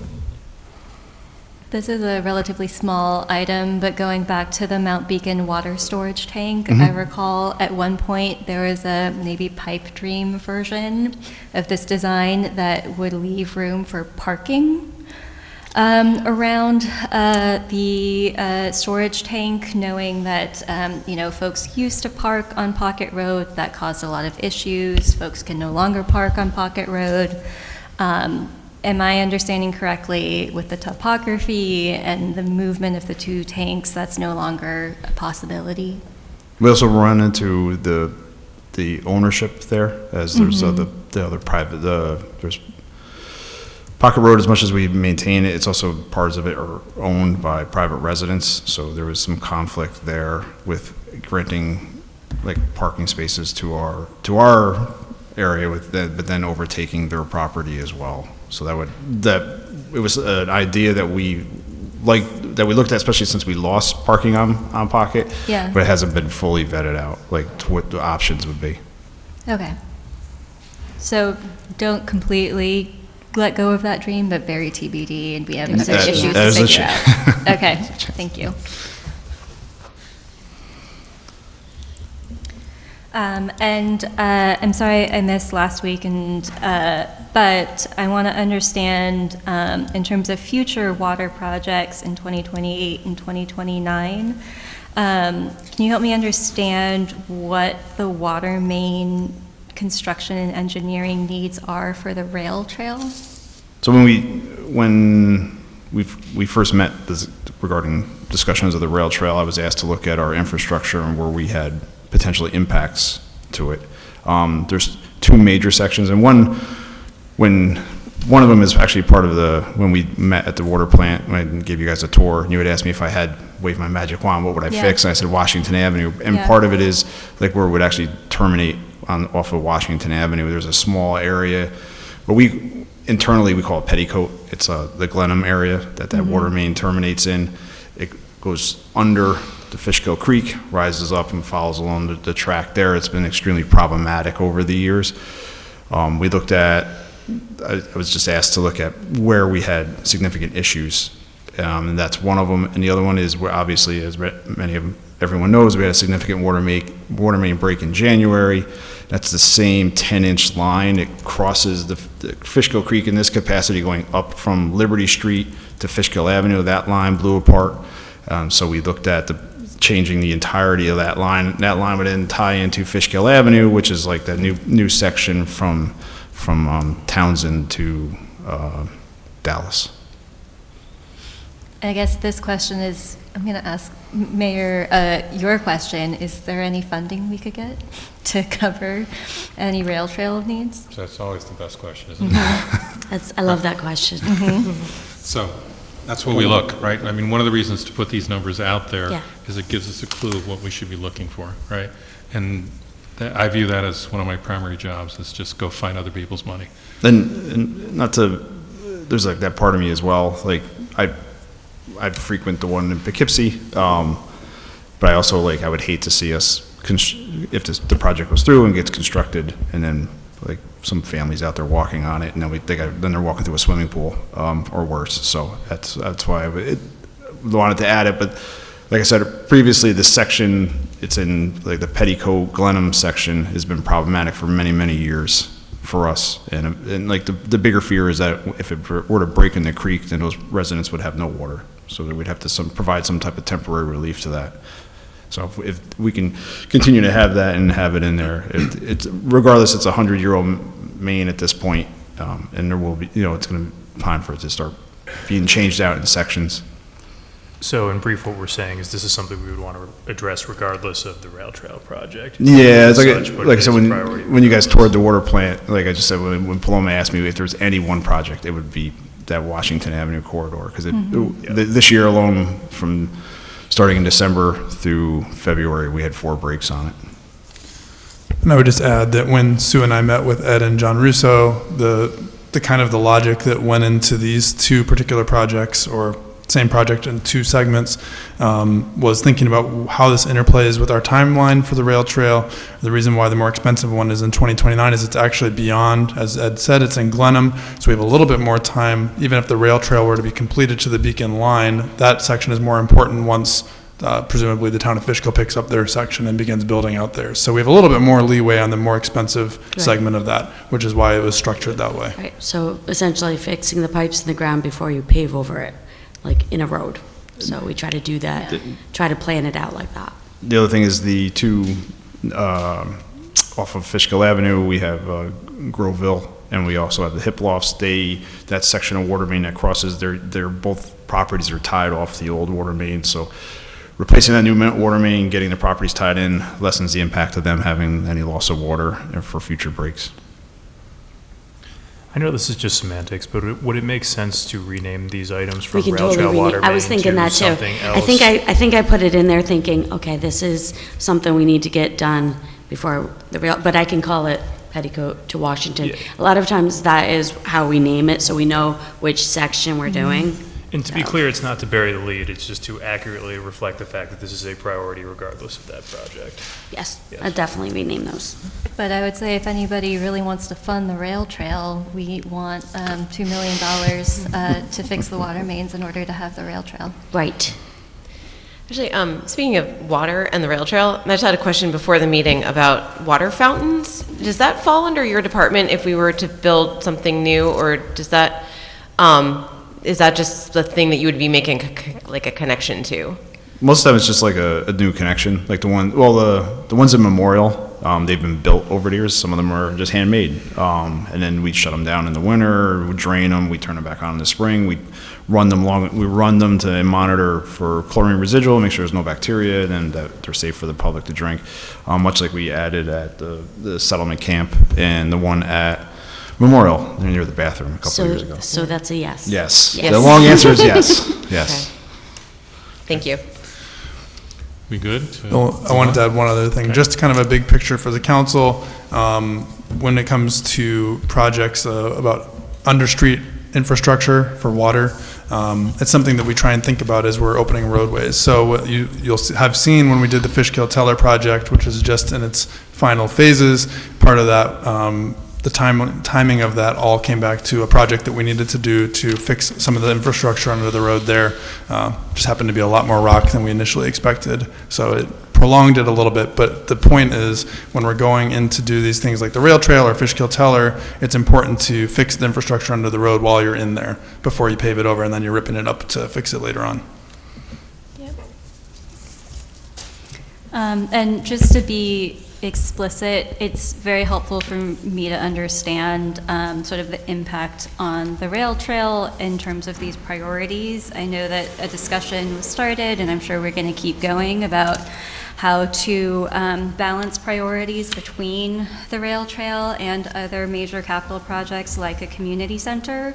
So I appreciate this level of detail and understanding how this is being phased. Okay. All right. Thank you all. All right. Thank you, Ed. Next witness. All right, well, we welcome Dave Tavernier to join us. Thank you, Ed. Thank you, Ed. Welcome, Dave.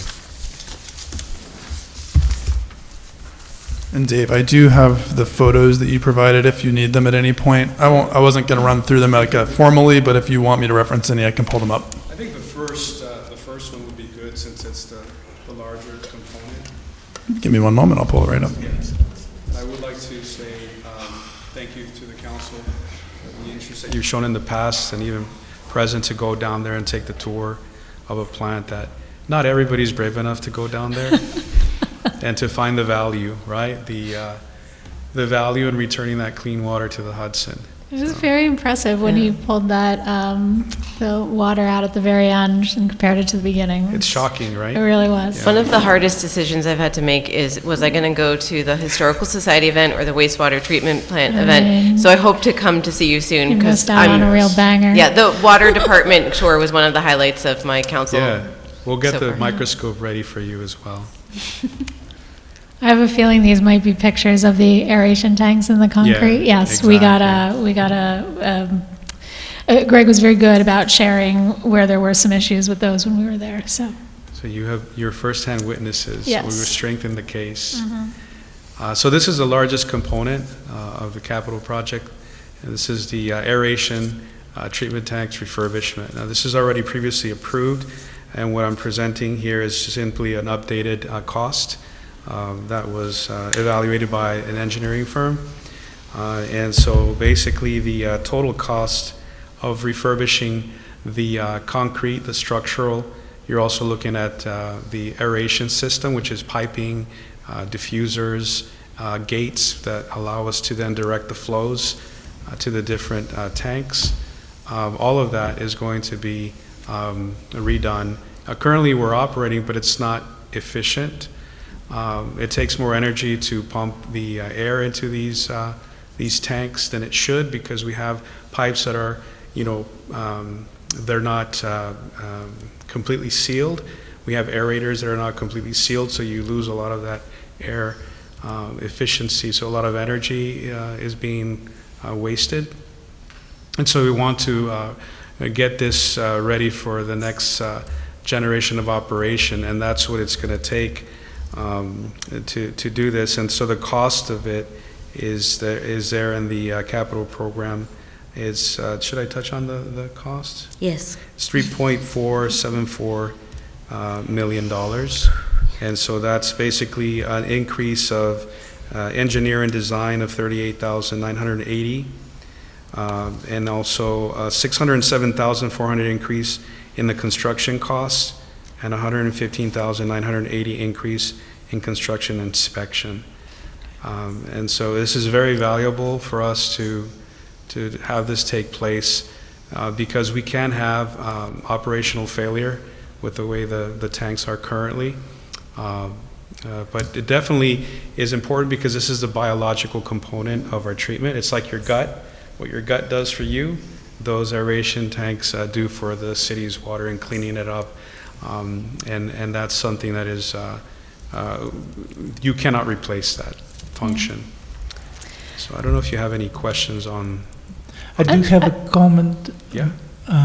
Just for the public, these tanks, as I understand, were built in 1972. And so this is as much as we should expect them to last after refurbishing, reconstruction. I might just add that kind of the way that I view our treatment plant is that we've been incrementally rebuilding it. It's a 50-year-old plant. It requires a lot of investment. We've been investing in it heavily. We're not done yet. This is another critical part of the facility. There's not really any easy way to get around investing this money into critical infrastructure. Of course. And Ben, I think I have a more, just zooming out, what you just mentioned is about construction costs increasing. I think we're seeing that a little bit across the board. So have we taken a look at like what we're seeing in terms of estimates and how much of a buffer we need to add? And then the second part of that question is, do we have programs within the capital plan where we got the estimation at a point in time where we should revisit that? So it's only a 5-year plan. So this is a recent estimate, this amount. So this doesn't need an escalator at this time. All the other ones are escalated. So if we go out in future years, especially with construction, we're escalating it up. But as you know, the future years are not, it's a dart on the map. But when we go to fund it, when it's a current year, we're getting the actual engineering estimates of current construction per square foot, depending on what it is. Yeah, I think maybe not even necessarily for this specific thing, but just kind of in general. Thank you. You've explained that we have put that buffer in.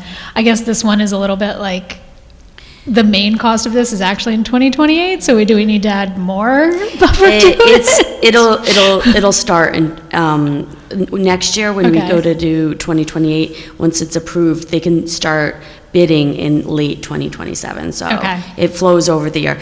However, it's not necessarily construction costs that are increasing, it's materials. Yes, exactly. It's fuel surcharges. Right. And actual construction cost is going down, as we're seeing with bidding, because there's not as many people doing projects right now because of high inflation and the exponential cost of the product itself. So when we do go out to bid, we have more bidders now, so it's still high, but it's not even as high as it was 5 years ago. I mean, with prices of steel and Yeah. so interest rates are very high, product prices are high. We had tariff costs when how much was it for the blowers when we ordered? I don't remember, but it was quite a Are bit. those eligible for the tariff refund? I don't know. I don't know. Have not gotten that far yet. So we will look at that. I think another factor is, I mean, obviously in the short years, like you're saying, Amber, this is 27, 28, these are right around the corner.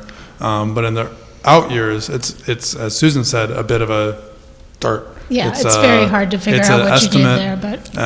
And like with Ed's project, you know, we had to raise that up because we got more accurate engineering. We had a placeholder in based on a similar project that was scaled that we thought somewhat appropriately, but once you kind of get under the hood and you have an engineer really look at it, that's when we start to get more realistic numbers. And Dave, these numbers that you have for the aeration tanks are based off of engineering estimates, correct? Yes, and one thing they mentioned is that this is kind of like at the far end of it, because once they drain those tanks and once they really get to see what the condition of the tanks are, it's going to mean two things. Either it's going to be less, which is what we hope. If not, then they'll inform us that If it comes back as less, I don't know, buy you a beer or something. I have to say, historically, the projects are less. Our engineers don't want to come back and say, oh, we underestimated. So they're usually at the max with the, and they actually usually come in a little bit under. Occasionally, we're over. I think Mount Beacon Dam was over, a couple other West End Pump Station. Basically, all of Ed's projects. I'm kidding. No, it's hard, especially when you're digging, especially when you're going in the ground. You don't know what you're going to hit. So that's always harder, but then they just build in more contingency to the project. So we're usually safe. Our engineers are pretty safe with that. Thank you. Great. Oh, just to give Ed a bit of an out, he tends to have the really big projects. Yes, Ed, the big money projects, yes. Yeah. So this one too. Yeah. That's why we have them here tonight. Yes. But Amber, I think what I thought of when you were bringing up your point is, for example, the Fishkill Teller Sidewalk project ended up way over because we were dealing with 20-year-old engineering estimates. It seems like at this point, because of the incredible work of our administration, we don't have any projects that have been sitting for that long. Our projects are a little more recent, so we have you more should accurate. never be using that old estimates, for sure. That was an extenuating Okay. circumstance. Yeah, definitely. That was that was the longest project I've ever seen. So, we started in like 2011, so. But we don't have any of those really old projects No. on the books anymore. That's what I was trying to say. Exactly. Thank you, yeah. Yeah, but the thing that we're trying to conclude when we're looking at a big project like this that's going to start in a couple of years is this the right big bucket to be focused on? And I see that as correct for sewage treatment. I see that as correct for water. Right. I can't get into the details of is it off by $500,000? I don't know. We're going to find out. Right. But- Well, and you really don't know until you bid it. Yeah. And then if we do bid it, maybe we were under on another project that is within the sewer department, we can use those funds to offset it, or we have to come in and get a budget amendment. Yeah. Or we hold off.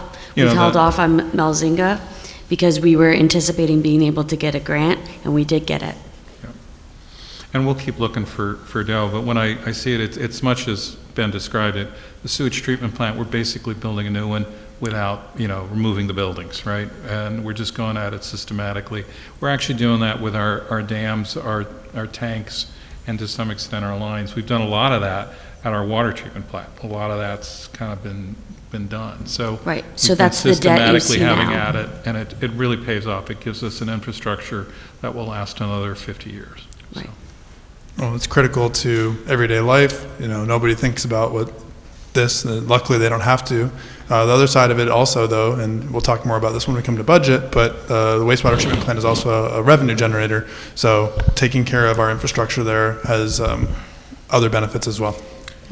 So I'll ask you a question that was asked on the tour by Councilman Sergey, so I won't take credit for this. But one of the biggest cost centers, to my understanding, of the waste treatment plant is the cost of trucking waste out.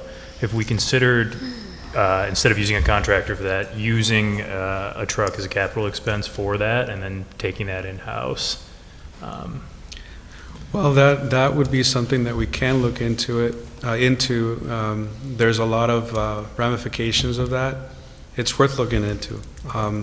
The one piece of the puzzle that we may be missing is what is called a tipping fee. We would be small potatoes for, whatever receiving landfill, as opposed to a company that we contract, they're volume based. And so once you consider how much it costs us to take that small amount in comparison, that's when you start seeing that maybe the cost is not too much better than going through a larger contractor. But it's certainly interesting to look into it. I'm willing to look into those details.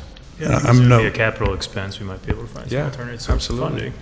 I'm not an expert, but I would just add to that hauling that comes with the whole overlay of regulations, and also the macro level of disposal sites in New York State and regionally is becoming trickier. They're more regulated, there's fewer of them, and a lot of the people who haul also own the disposal sites. So it's a complicated landscape, not saying that it's not something worth exploring, but just some macro level information that might be helpful for the council. My hypothesis would be no, we don't want to do that, but I'm willing to be disproven on that. Well, to offset the cost of that is part of these projects as well, because we're hoping with, is it the aeration or the centrifuge? Is we'd have less tonnage to actually haul. It's a centrifuge. Centrifuge, okay. Very good. Dewatering tank, right? Yeah, the dewatering centrifuges are going to produce a drier cake, and that's going to reduce our hauling costs. That's the hope. So yeah, that's why we were invested heavily on these new technologies. And a more efficient process for our staff as well. Absolutely. I have a question, something to follow up on what Greg shared at the tour. He said that during big rain events, you can see up to 20 million gallons of water a day entering the plant. Design capacity is 6 million, average is about 4. Is that all just sump pumps, or there are some other points of stormwater entering the system? Yeah, that would be collection system questions, and that would be something that Ed could better answer. But I do know that they've done a lot of work in mitigating that recently, and we have seen a difference during rainstorms. So we appreciate that work that they're doing to mitigate what is called I&I. But as far as the sources of that, I think Ed would be in a better position since he's in charge of the collection system. Because that feels like that's stresses the plant out and potentially leads to not fully treated water getting out. Yeah. So in prior years, we had a consent order issued against us by the New York State DEC. We had a significant list of deficiencies that were remedied. We completed that list. We found areas from bottlenecking to cracks in pipes, tree growth, all these things that were adding to the I&I in the city. During that significant process is when we began our GISing of the entire infrastructure. So some of you guys during the tour, you were able to see the GIS system that we've developed since then. And part of that process too is smoke testing. So they smoke tested the entire city where they add a non-toxic smoke to the sewer system, and they look for roof leaders or other areas where it's actually venting out of the ground. And those areas, if there was roof leaders, they were removed, or any other deficiencies that were found were repaired. The next reasonable step is sump pumps, or next obvious jump or conclusion to that matter. So our building department has an I&I program where part of their inspections is they look for sump pumps and illegal connections. If they're found, the property owner has to remedy the situation. Most of them have to disconnect immediately. If there is a easy recourse like storm nearby, they're directed to discharge into that. In some areas, there is no storm infrastructure that's available, so our city code does allow for people to actually discharge, or else they're just going to discharge over land and create potential hazards in the winter, icing and these other conditions that will lead to bigger problems. So there's if there's a known connection and they can't disconnect, then there's a fee associated with that. So, and then as projects come before the planning board, like the engineer that's in charge of the project, they have to do a complete I&I study. And if anything that's found, sump pumps, roof leaders, illegal connections, they all have, as part of the project, they all have to be removed and remedied. Thank you.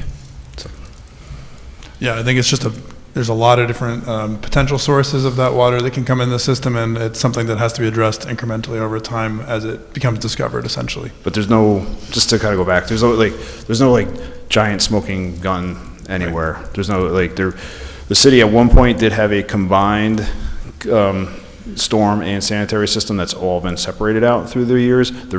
Honestly, there could be one catch basin that's still not correct. But as for some giant pool of lake that's draining into it, that's not found.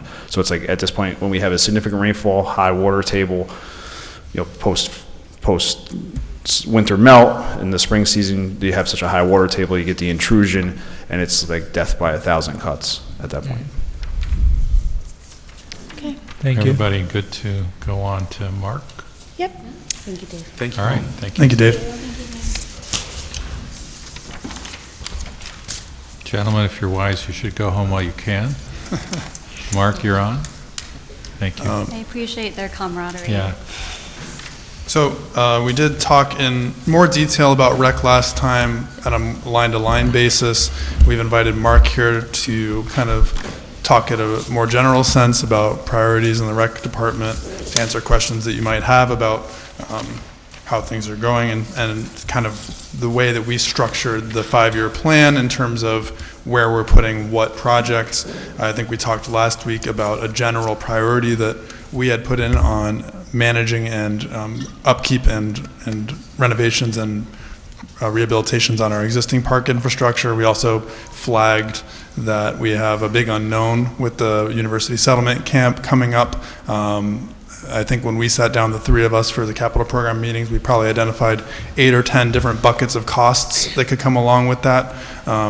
Obviously, it's a great thing that we have that opportunity most likely coming down the pike, but getting it to where we would want it to be ultimately will involve investment. So with that in mind, we've invited Mark here tonight. I know that the rec department lines are a particular interest of the council. He has a wealth of experience with the department, and I will turn it over to him to talk about kind of where we are now, where we've been in the last decade or so, and yeah, I'll get it over to you, Mark. Cool. Hi, everyone. Good night, or good evening. It's kind of exciting to sit at the table tonight with kind of the biggest capital project departments, which wasn't the case for the longest time. So I kind of feel like I'm in good company. Sometimes I'm jealous of them because they're, do you want clean water or not? You know? Makes it a little easier to have the conversation. Your numbers are bigger. Look at it. Your numbers are bigger. Just quickly for some of you that are new, I came on board in 2008. We were a part-time department, me part-time. For 2 years we ran the pool, and then budget sort of changed a bit, and we were very static until about 2014. 2014, my position went full-time. we took over to West Center Street, and since then, it's just been go, very exciting, to be involved from the ground floor on this and watch the transition and watch the supportive leadership in a department that I think's the most important, but that's just me. Over those years, we have seen an incremental increase in the type of capital projects we're doing, to the point where the last couple of years, a great deal of my time is spent figuring those things out, over the years too, a couple of the things to keep in mind: Ed's department, the highway department, the parks department. We do so much little stuff here and there, whether it's a picnic table or shade structure or things that just kind of go unnoticed but are completely part of the landscape. The riverfront park, if you're down, at the train station to the left of the ferry dock now, is open, accessible. The seawall was restored, and that was all water department in the off-season. They needed something to do, and I always have bright ideas, and I can't say without, unequivocally, when I go ask for help, it shows up, and that's, over the years, has been how we've been able to push the ball forward. Everything we've done at the rec center, over the years, the small improvements to usages and stuff like that. So it's been this kind of, slow build up until just recently, where things have, we've, come to the conclusion that a great deal of the park infrastructure was aged and needed upkeep and changes, and a lot of those bigger projects, the South Avenue project, the plans we have for Riverfront, we're all done with community input, through our rec committees, sort of helping steer it, and the community saying what they felt and needed. So it's, it's a collaboration, over the years, all the time. I'm just going to show you guys something. I didn't give you this, but I sat down one day and tried to figure out everyone we touch in some way on any given week, and the list is 60 or 70 different organizations and groups that in some way, shape, or form here in Beacon, whether it's use of the rec center or delivering some mulch or making sure grabbers are ready for an Earth Day or any of those things, there's some benefit to all those names in our community, and we do our best to support all of them. And you could literally quiz me on that list, and I can probably tell you what we do and how, and maybe a funny anecdote about all of it, because it's literally how we've been able to get to the point we are now, where we're talking about big ticket stuff and really exciting changes in the future. And without the volunteerism in our community, I feel very special, and that our department has grown up in this fabric in the community that is involved in the community stewards, stewards for whatever it is. And it's a great bunch of people to have, check in with on a regular basis, so I feel very honored to be where we are tonight. And really, from here, it's, the next 5 years ahead. And I know I was surprised, I kind of forgot about YouTube and turned it on about 8:30 the last meeting, and you guys are just starting in on this conversation. So I'm happy to be here and talk to you all about what we've proposed and maybe the ideas you guys seem to have, moving forward. But simply, we have been looking at Memorial Park in a similar fashion to what we've done at South Avenue, kind of a real holistic, update to the southwest corner, which would be nearest the middle school, or where the basketball courts are and the skate park is. And I think there's some visioning we want to do there, and to include new amenities like proper pickleball courts and public use batting and pitching cages, and an area for teens to kind of gather. It's right on that sort of walk home, so we wanted to, consider, really get some community input as well, but we have an idea to sort of retool that so it becomes hopefully a hub for teen use, Might I interject that we had a couple of rounds of participatory budgeting that had given us feedback on the softball fields, for instance. That's one piece of the community input that I think we had 2 cycles where that had been brought up, and I believe later this season we're actually going to be doing that. Yeah, we're kind of piecing it. You may have noticed we repaved the basketball courts over there this spring because we piggybacked it with Fishkill Teller, so we kind of put a little check in that box. There will be additional improvements to it, but at least they're literally usable basketball courts at this point. They don't hold water for 2 days, and they look a lot better. So in looking at sort of that phased approach, our hope is this year with the funding we have to dig in on sort of the planning phase, pick apart a few of those smaller elements that aren't going to be sort of involved in the bigger renovation, and then, and work with our consultant in such a way that they kind of modulate it so we can do it in phases, logical phases based on the work that we conclude needs to be done.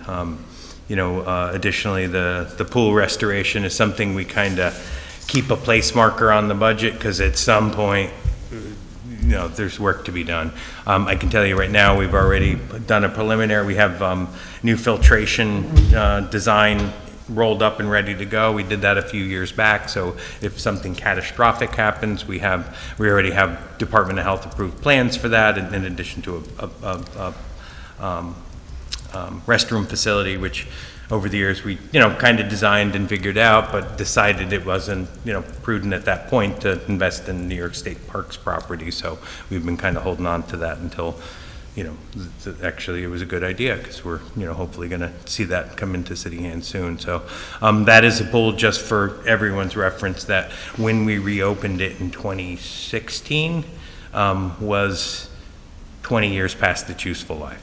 So we are just keeping her, we go like this every spring and hope for the best, and it's been working out, but We're patching it. yeah, she's tired. She's some of the ways we run things are specifically to keep the pressure down so we can kind of at least have it open. A lot of times the way we do capacity and the way we do bookings is specific to just not stressing, because it's not going to take, if we threw everything at it on a daily basis, she wouldn't keep up.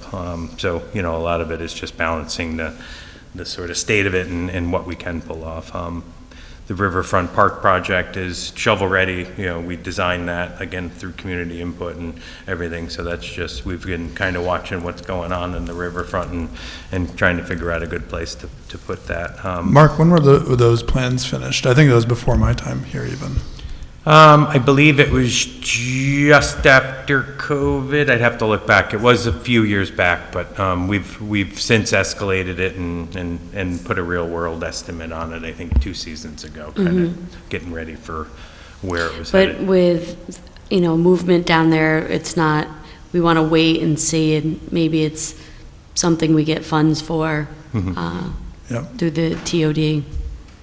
And it's, it's one of those projects too, on the Hudson, there's opportunities there that you wouldn't find necessarily, inland or in other parks. So it's kind of, and, we repaved down there. We kind of got her, again, sort of some patches and repairs, so at least things are usable, aesthetically, looking a little better. A hilltop pavilion is a concept for either another pavilion at Memorial. Talk about a performance space. We really hadn't shaped that project up, but I kind of have a sense of what something, the steel structure or site improvement would cost. The walkway project, as listed, is to complete the Wilk Street path that would basically outline, and we're going to try to make sure it's memorialized in the design and sort of aesthetic work we do this season, so it's part of the plan moving forward. Again, sort of a phase that we can kind of look at. My hope is to be able to complete stuff here and there and have to pick it back up, or if we make a decision to go all in on something, it can be worked with either way.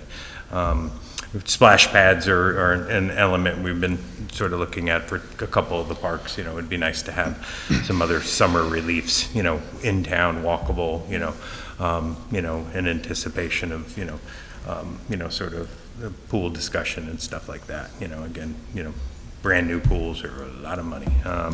But splash pads are a great element, I think. I think of any kid in a sprinkler and they keep them busy for hours. So they're quite, and they've come a long way in the last 10 years. They're pretty amazing, what's available or possible with those. Playgrounds at Riverfront and Memorial Parks are the two main playgrounds, one just outside the Wee Woods, or the top park, and the Riverfront one. Both playgrounds are, I believe, unsupported at this point from the manufacturer, so if anything breaks significant, we can't get replacement parts. And over the years we have, we do inspections and repair things as needed, and they've held up pretty good for quite a long time. So, and then obviously the two big projects were the rail trail, which, you know, is in 2028, and our recreation center improvements in 2031. So I can tell you I'm very excited about the rail trail and hope to be involved. But again, we're sort of not sure, you know, I'd have to defer to the mayor and the administrator on plans like that. And then the recreation center, I know you all have some questions, comments, and concerns, so I'm happy to talk to you about that as well. And before we dive in on that, just a little context that we talked about last week, but not everyone was here last week, and for the public tuning in tonight who doesn't want to go back through last meeting, for the rail trail, I do believe the goal, and the mayor is working on this, and I'm assisting as I can, is that it's a big number on paper, but we anticipate at least a chunk of that will be funded through other sources, so it's a big number, but we're chasing down leads on funding for that. So I think that's important context to have as we're having this discussion. And then in terms of the rec center, I think what was talked about last week is that I think pretty much everyone at this table agrees that there's probably something to be done here. I think the question is what and how and when. And I think when Susan and Lee and Mark and I have talked about this, certainly agree that investment in some form is warranted for this. Likely, I think our view has been thus far that it's probably something to do with the existing recreation center location. I think that Mark can speak more on this, but we feel it's well positioned for some of our community members who would probably have the most and need for that. It's pretty walkable from Main Street. It's close to bus line. So we think the location is probably right, and we have a facility there. So I think the question starts to become, what can we do with that existing facility? How could it be rehabilitated, expanded? And likely there's some studies that need to be done to get us to a point where a project's ready to go on this. So I don't think anyone is here tonight to say not interested in doing this. I think it's just we'll have to figure out the right process for getting to where we need to be. Probably that involves some studies of what's feasible with the existing infrastructure at the rec center as it stands today. It's an older building. Mark can tell you that it was phased in kind of a hodgepodge way. I don't know if you want to talk more about that. The facility we're currently in, which you guys know is West Center Street, is historically a community center. You know, I met Mr. B stopped by about the Friday, didn't stop by, but it's been historically from the NSO days to the urban renewal era to the formation of BCC, some type of community hub for decades. I mean, I inherited, basically a community center that in some way, shape, or form, anyone from the age of 60 to 15 could tell me something about spending time there in their community, which is always exciting when somebody comes in and remembers the old days or 10 years ago or something. So I feel in a lot of ways to have picked up where an organization had left off in 2014 is a great starting point. And we inherited organizations and programs that were in the building before I got there. I mean, I had to send some lady out of the office I was going to start using, who was employed through a senior employment agency with the Housing Authority, and it felt horrible doing it, but it was the kind of start of things. And over the years, we've partnered with all kinds of organizations there, and started to build our own programming. Right, so in 2014. I packed my bags from City Hall and I headed on over to West Center Street and a couple years later the pool reopened. A couple years later, after school program started, our staff started to increase. And we've done our best, to fill that space with things for the community, and which we have been doing. And if anyone's ever come to visit us, we're 3 deep in one office and have one other small office, and we have an office that another teen group uses. So things are tight, and the one thing that at this point we basically have one programming space and one gym space or movement space, and our biggest limit at this time is calendar. If there's space available, I make it available. If it isn't, then we figure out a day. So I think we've come a long way, to utilize the space we have. If you ask me if we had more space, yes, we'd absolutely figure out a way to do more things, whether it's with community partnerships or expand upon, the stuff we're doing. A great deal of what we do is definitely limited by the capacity of the places we do it. I think of all 3 after-school sites, in a lot of ways, we would, increase sizes there if we had the space within the schools to do so. I think a JVF, and the space available on a daily basis ebbs and flows, so we've been very conservative with our participation counts there, just because if I doubled the number, I wouldn't have anywhere to go if they took the gym away, because, they had something to do in the school. And it's all, it's all great things, it's generally somebody else needs space to do something. So I think we all, in some way, shape, or form, kind of give and take to make sure things, are happening in our community. So the notion of, even 2 classrooms and 2 movement spaces, seems like double the stuff we could do over there.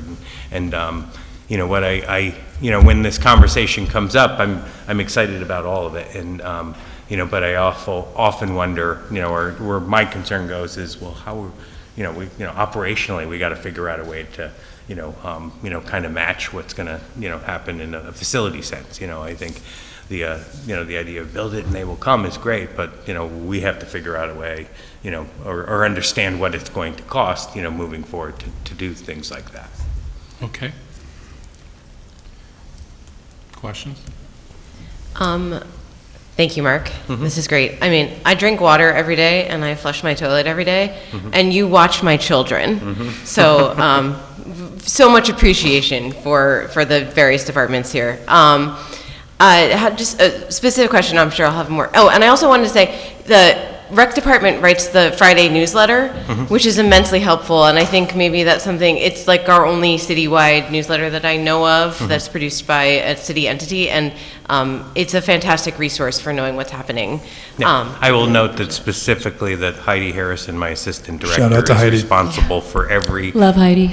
Love Heidi. every word, every sentence, every picture. That's, she curates that and works with the community. And it really has, I get excited on Fridays because sometimes she hits some stuff I'm not aware of, and little fun facts and stuff. So. Heidi is a fantastic resource. Okay, thank you.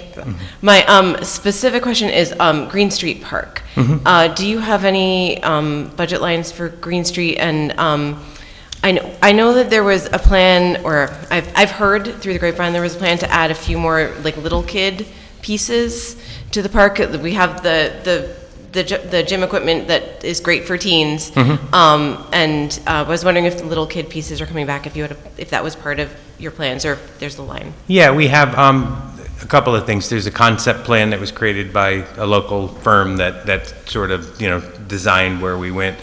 From its initial sort of concept, we made some changes related to the grant money we could receive and some of the fixturing we used. But there are some elements between that and also the recommendations in the facility and program report, which made mention to sort of a council area and additional plantings of trees, because that's one of those parks too, that those oaks are growing slow, but we're slowly, we lost a lot of shade early on. I think early on here there was an entire mature ash tree planting there that shaded that entire park almost all day, which we have slowly are adding back to. Does that fall under any of these specific budget lines, or is that? No, we sort of, we probably will revisit Green. It was kind of Green Street, we did a pretty good investment in. There was 3 phases of construction and site work in the playground and resurfacing the basketball court. And we kind of got to like an 80% check. Let's, on to the next one, which was South Avenue and then eventually Memorial Park and Riverfront. So we kind of have it on on the back burner at this point. I had added a couple little kid elements, some rockers and stuff, but kind of fixturing, more amenities more than anything significant. Okay, thank you. So realistically, just keeping this conversation towards the recreation center, how soon can we get a feasibility study done? Of course, we know this is not going to be done overnight. We all do not want it pushed back to 2031 to start the conversation all over again or to get this study started. So how soon can we actually get a feasibility study done, and then possibly think about incrementing once we have it, like, throughout the years, not all construction done in one year, but like really thinking about this and not pushing it back to 2031. Yeah, I mean, I think a study could be started sooner rather than later. I think the placeholder item that you're seeing here is was put in more of a construction cost item. So when you're seeing that figure in 2031, that's not to say that legwork can't be done in the interim. I think that that's over time, it's kind of viewed as it's a couple years out before, even if we were to start tomorrow, it would be a number of years out just based on the time frame that we've seen for doing probably what would amount to multiple rounds of studies. You'd probably need something to see what is warranted in terms of the programming and what that would dictate in terms of space. And then the secondary question is, what can our current space be used for? What would need to be, is there portions of the building that would need to be completely demoed, rebuilt? You know, there's questions here. So I think, and then finally, once you know what you need to do engineering for it, and before you can even put it out to bid and have it constructed.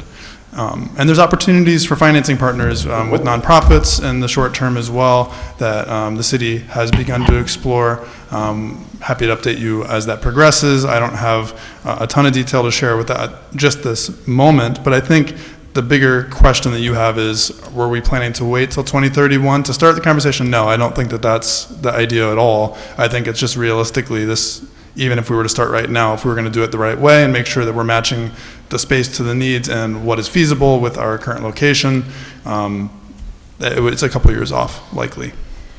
I think, I was going to say, in that case, I would actually dispute how this is written then. Like, I think what we should do is have a line item for that initial feasibility study, perhaps 2 years sooner, and if we need to push the construction costs because we need, I don't know, 3 years for the actual studies to be complete, that's fine, but I do think the priority would be getting at least the study on the ledger. We wouldn't put a study here. And that would go in the operating. The council actually has a line that is for studies. Okay. So I think there's probably I think the bike study is on the list. For this year, and we've done, Right. we've had a line for the council in the past. So it's certainly something we will, I'm assuming, be talking about come October when we're talking budget. But yeah, that's why this is not in here as a capital item, because again, capital items are more like big infrastructure investments. Or design. You know, Yeah, once we have more, the design and engineering, once we have more of a concrete plan, then we'd put it in. Understood. But And while we could break it up from year to year as well. Makes sense. But Mark, while we have you here talking about capital plans, even if there's not a budget item for this year, you know, I've heard a couple of different ideas be discussed in terms of a feasibility study for the site that exists. I know that we've also talked about feasibility studies for other sites. We put in a lot of time and money into the recreation survey that was completed in 2023. I think that study gave us a lot of information about, one, the kinds of programs folks are using and might be interested in. And what I'm hearing is maybe we need an additional study to know more about what programs Yeah, I we think might you would need. probably want something more specific as to, you would set some sort of financial parameter to start with. That inventory, I would say, is more of an overall evaluation of how our facilities stand, like the condition of them. Mark is actually, he could talk to you. We've been working through the recommendations from Weston and Sampson on that in terms of like, you should do this at this park and you should do that at this park. Yeah, that's what the splash pads are and some of the bathrooms, you know, the individual projects that we've been moving forward are certainly named in the study. But I'm trying to sort of break out larger picture. How do we get to spending that $5 million? So the real way to get there is to find the money. Right. So if you really want to do this, you got to figure out when will the money become available, right? We have set, if you look at what we've done over the years, and Mark, you told this story, your operating budget tripled in the last 10, 12 years, right? And so that's giving us operating programs, okay? Which ought to be the first thing we do. The second thing we've been doing these last 5 years, and probably the next 4 or 5 looking at the list, is doing the capital work for our existing parks. All right, we're building one more. We're building a linear park called the Rail Trail. So that's a significant item. Those strike me as the things we need to do first. It's only when we finish those that we should be then figuring out, is there another facility that we need? Before we get there, we're going to have to face, oh, there's university settlement. Ooh, what's that going to require? And we're going to have to think that through. So I think as much as people want to have an edifice complex for a particular building, right? We really ought to think carefully about what are our priorities and what's the order of battle and how do we fund them. Right now, what we've said is we can fund the operating plan at $1.1 million, probably going up each year, but not at the same space we've been doing before. We can probably afford the upgrades to our park, especially if we can find funding for the rail trail component and maybe part of the riverfront component. I don't know where we get funding for University Settlement, but once that becomes ours, people are going to want to do a lot of things there. So there's lots more wants than there are fundings for. And I think we need to be careful about how we do this. And I don't see us getting the funding to do all of those things and this thing in the near future. We can do a feasibility study, but the funding won't be there, right? And this is going to be money that we need to spend. This is like the firehouse. No one's going to give us this money. We've got to figure out how to do this. And I'm committed to doing it, but we need to be logical and smart about it. And my only comment, in the short term, I don't think it's a matter of, for this conversation, that we kind of sit around and wait for 2031 to come. I think there's some groundwork that can easily, we can start, trying to understand where we're headed, what it looks like when we get there. I know from recent conversations and, the community support is present, which to me is very exciting because it means at least it's going to be easy to have that conversation, or at least, do that outreach or start to kind of find some of these answers, with either a study. And I think the nature of a study like that can be sort of shaped in a way. I talked to the consultant we worked on multiple projects to get a sense in his previous, sort of experience, how do communities, get there? And one of the things he commented was, in addition to the capital investment, or whatever the thing is, a lot of times communities really want to know where they're headed with it, So if it's a matter, and that's a matter of picking up that community facility and program report and kind of looking back over it, updating it, maybe another wave of survey to get a sense really truly what the community's looking for as far as next steps, what their wishes are, whether it's more after school programs, some of the recommendations in that study point to specifically, the increase in, senior population and adult population programming.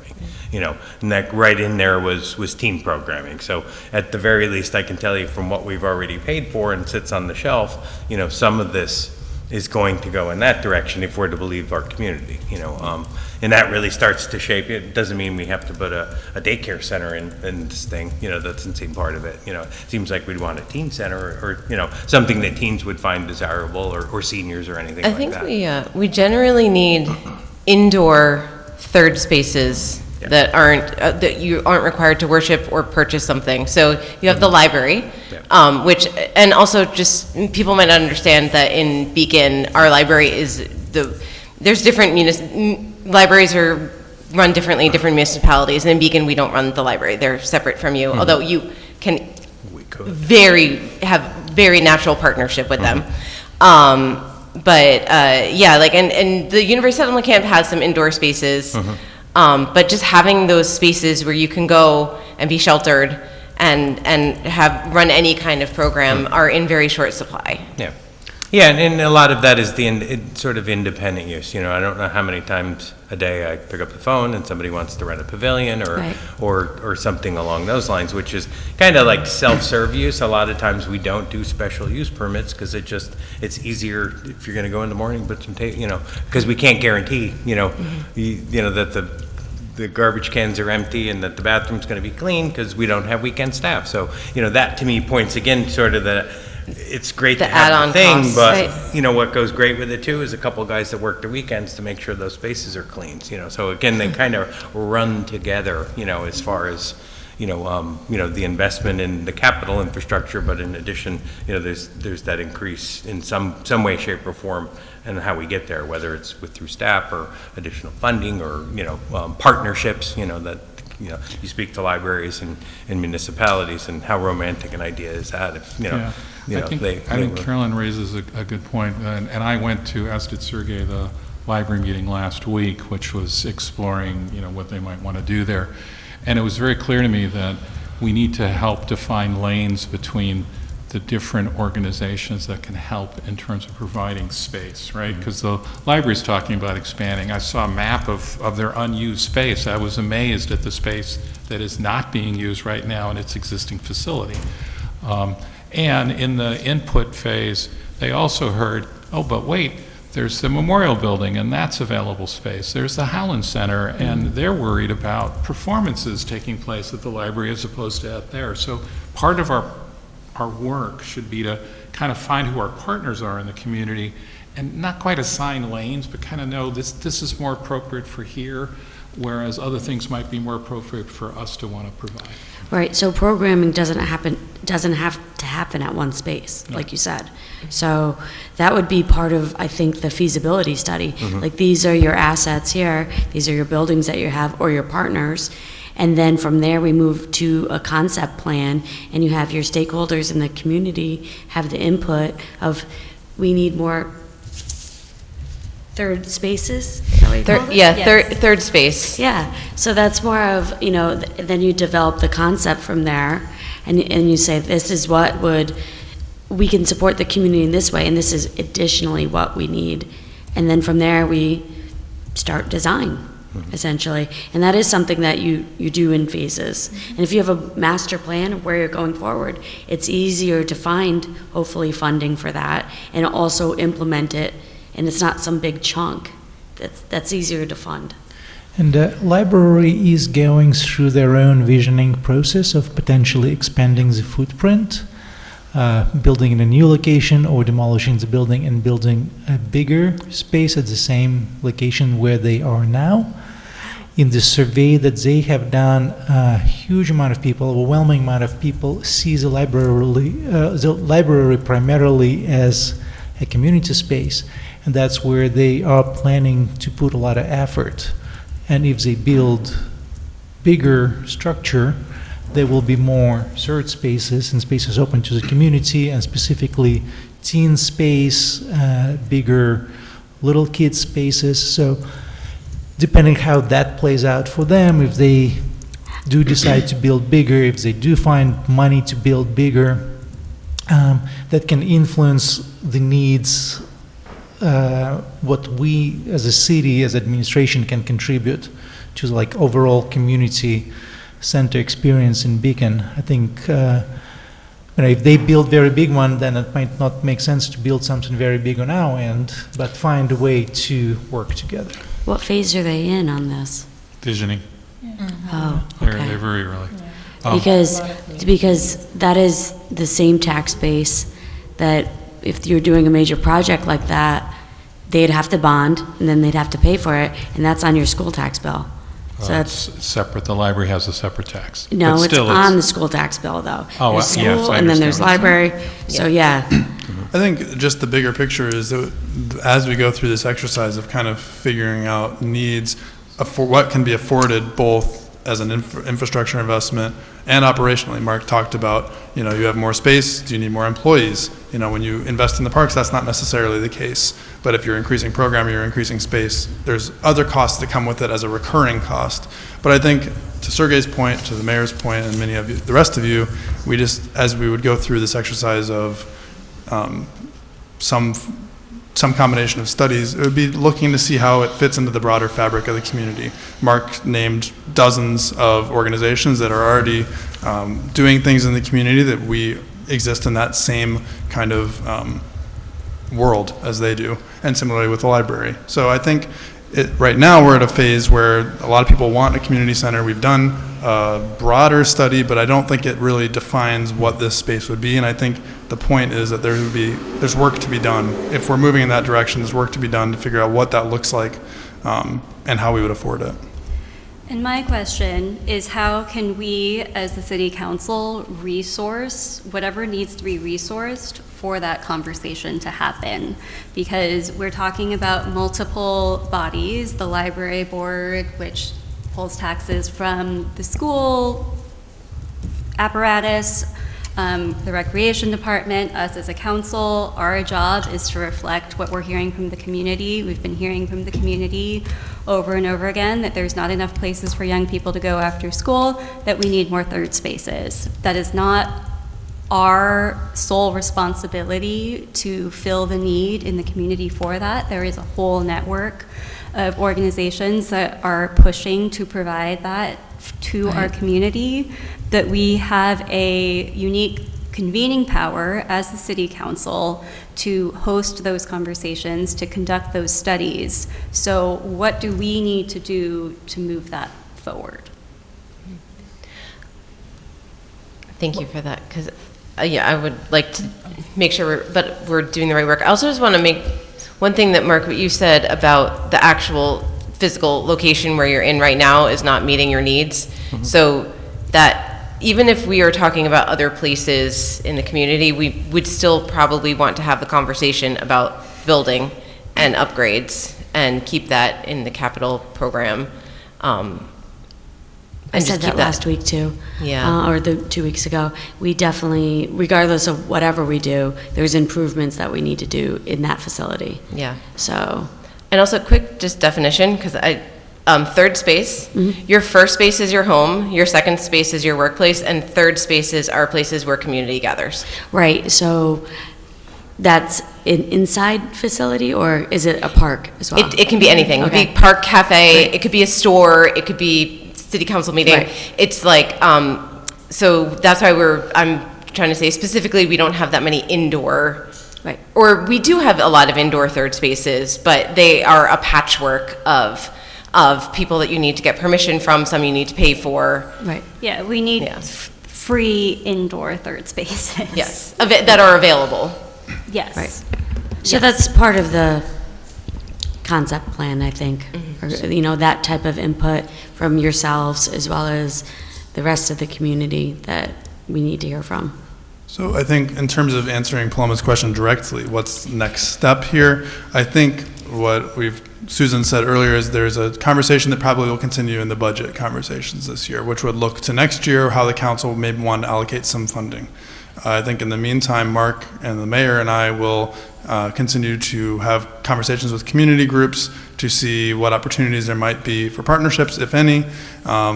That's something that we can work on in parallel. I think in terms of the capital program, I'm not sure that there's any amendments that I'm hearing that need to be done at this exact moment. I think it sounds like everyone's relatively on the same page about that there's some things to be done in the shorter years, perhaps, to move towards the bigger number in the out years.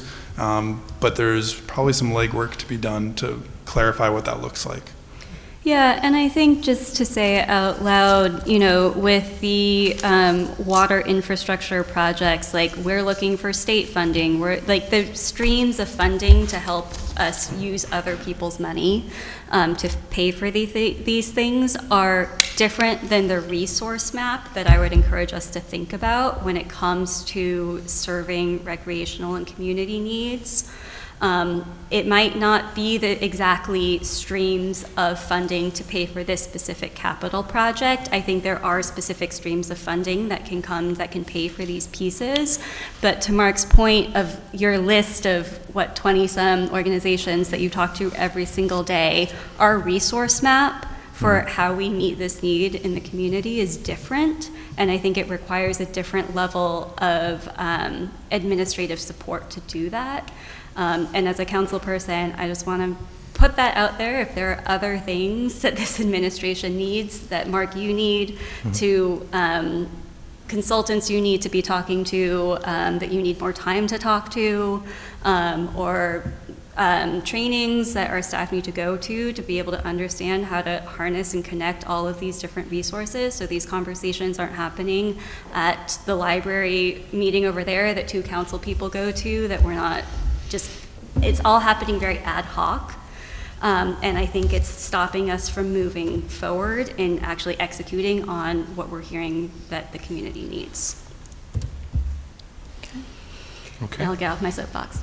So I'm kind of with Ben, which is, I think you described it right. In terms of the capital program, which is what's on the table, I didn't hear a lot of change there. We have some work to do in the next budget. We may want to put something on the table there.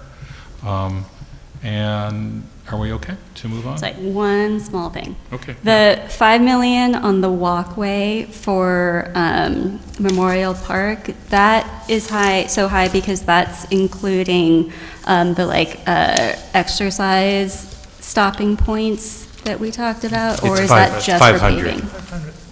500,000. 500,000, thank you, sorry. We're gonna have a nice one. Mark Had a snuck dyslexia an moment. extra zero in there. I meant to say $500,000.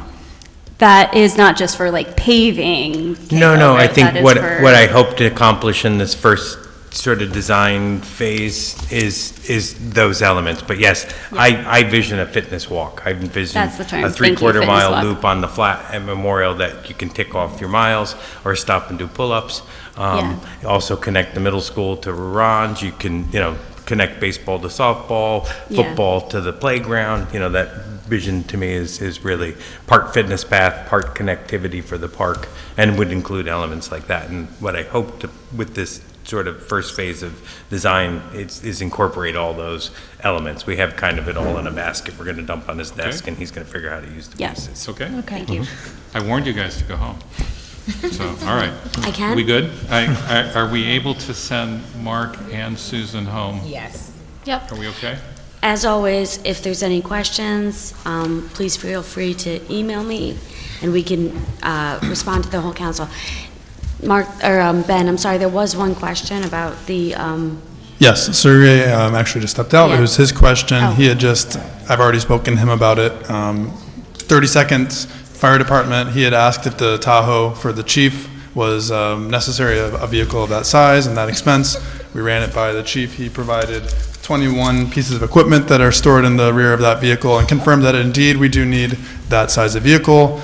So that's the answer to that question. Thank you, everyone, for your time. Thank you, Mark. Thank you, Mark. Thank you, Susan. Have a good night. I appreciate the help that people brought to the table. Appreciate we had some people listening, so nice to have you here. You want to give a 30-second? Yeah. All right. And Christian's going to give a 30-second overview of the next steps of the capital program, and then we are going to move quickly to our other items. Thank you, Ben. So for next steps, the council will need to hold a public hearing on the capital program and then adopt the capital program with or without amendments. The city charter does provide for that to happen before the end of July. So capital program will be coming back. There'll be a public hearing on it, and then the council will adopt it or adopt it with amendments. And that was scheduled for the 15th, and yeah. Okay. I was looking at this next one and I was like, didn't we just do this? But it was Cablevision. That's correct. Similar process, though. All right, but it's going to be the same, just change the word to Verizon, right? Yeah. And it's fiber optic instead of whatever. Yes, thank you, Mayor. So the city has received an application for a cable franchise agreement, council may recall, from Cablevision of Wappinger Falls, Optimum. That was renewed last year. This is basically the same but different. It is Verizon, it is fiber optic.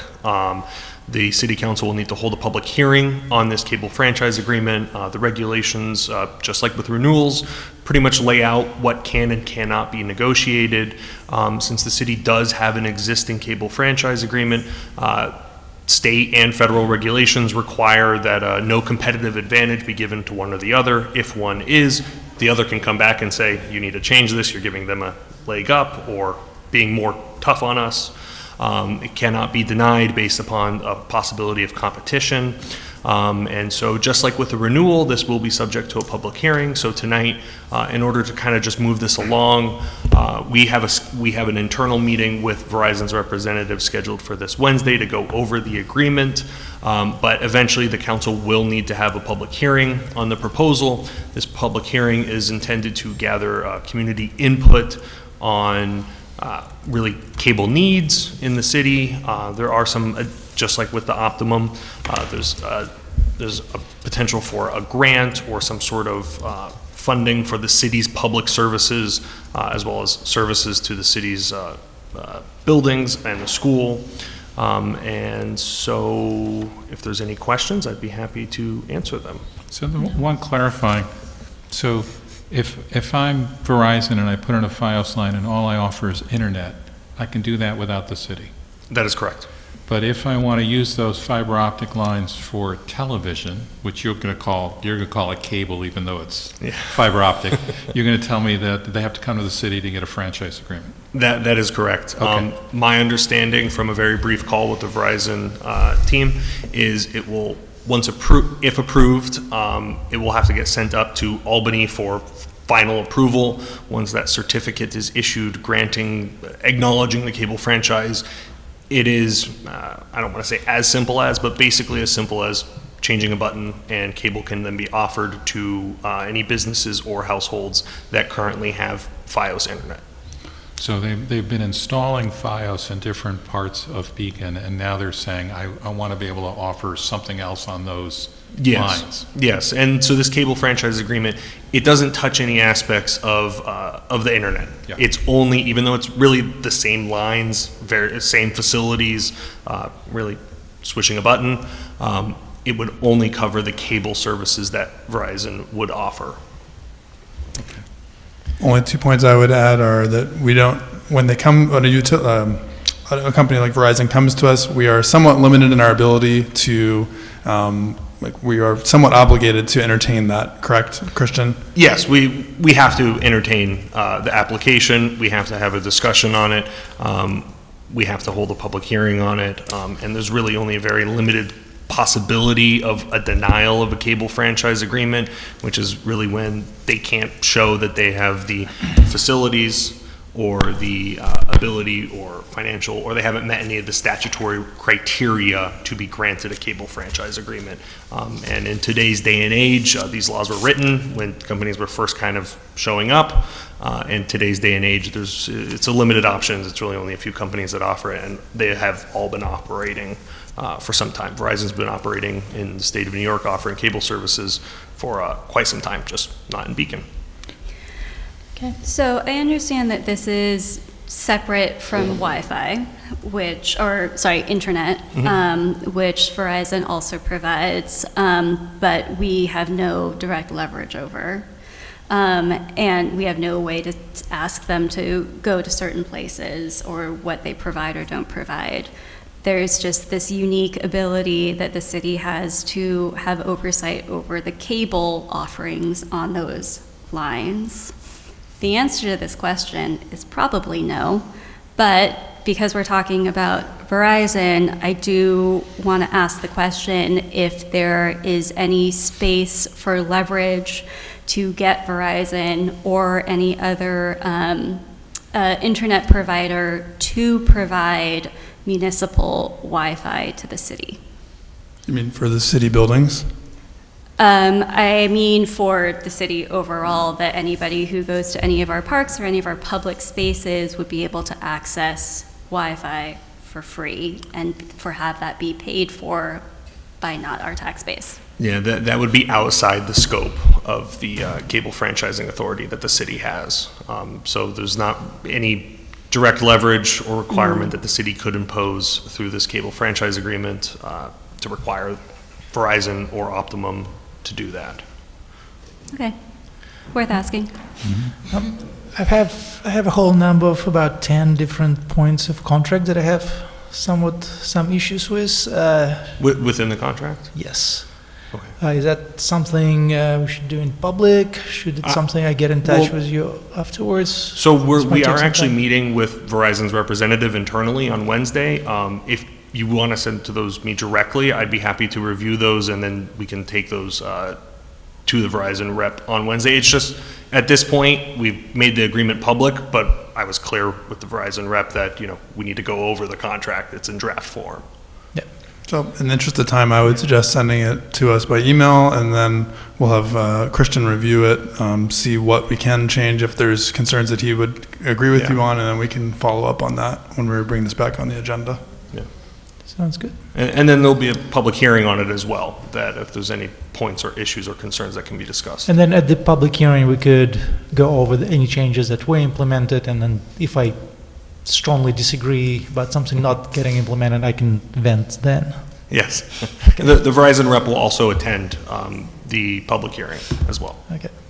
And so that means the date of the public hearing is what we will adopt? Yes. So which is 2 weeks from now, or? No, that will be on Sorry. July 6th. Sorry, thank you.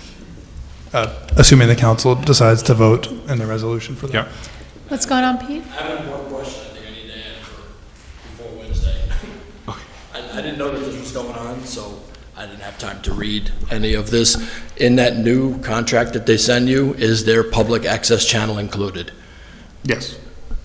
Because they would also need to supply hardware and everything, come to City Hall, run the fiber, and pretty much hand me a transmitter.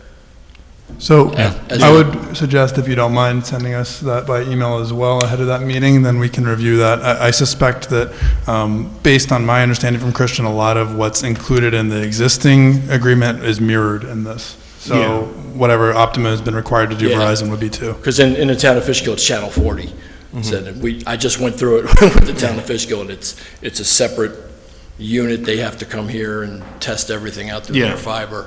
Yeah, that's my understanding, that it was, the draft that was sent to us was intended to be on the same terms, because that helps basically move it along, because then there's less Okay. areas. Yeah, that just double check. may- yeah. And then the other thing to look ahead, because we had this big problem in Fishkill in the last 3 months, the upgraded system for Verizon on the residents' set-top boxes did not play on the Verizon system, because once residents started upgrading to the higher-end set-top boxes, they couldn't get the public access channels.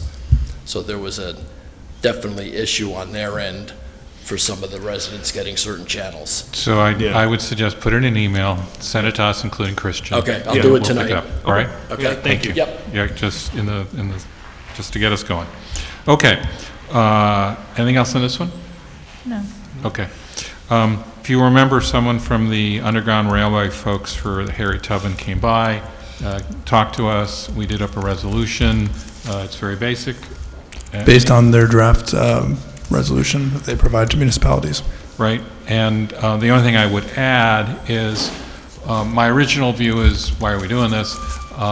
Because Harriet Tubman didn't even stop here, she just took the train through here. I think she stopped in Poughkeepsie, went up to Albany.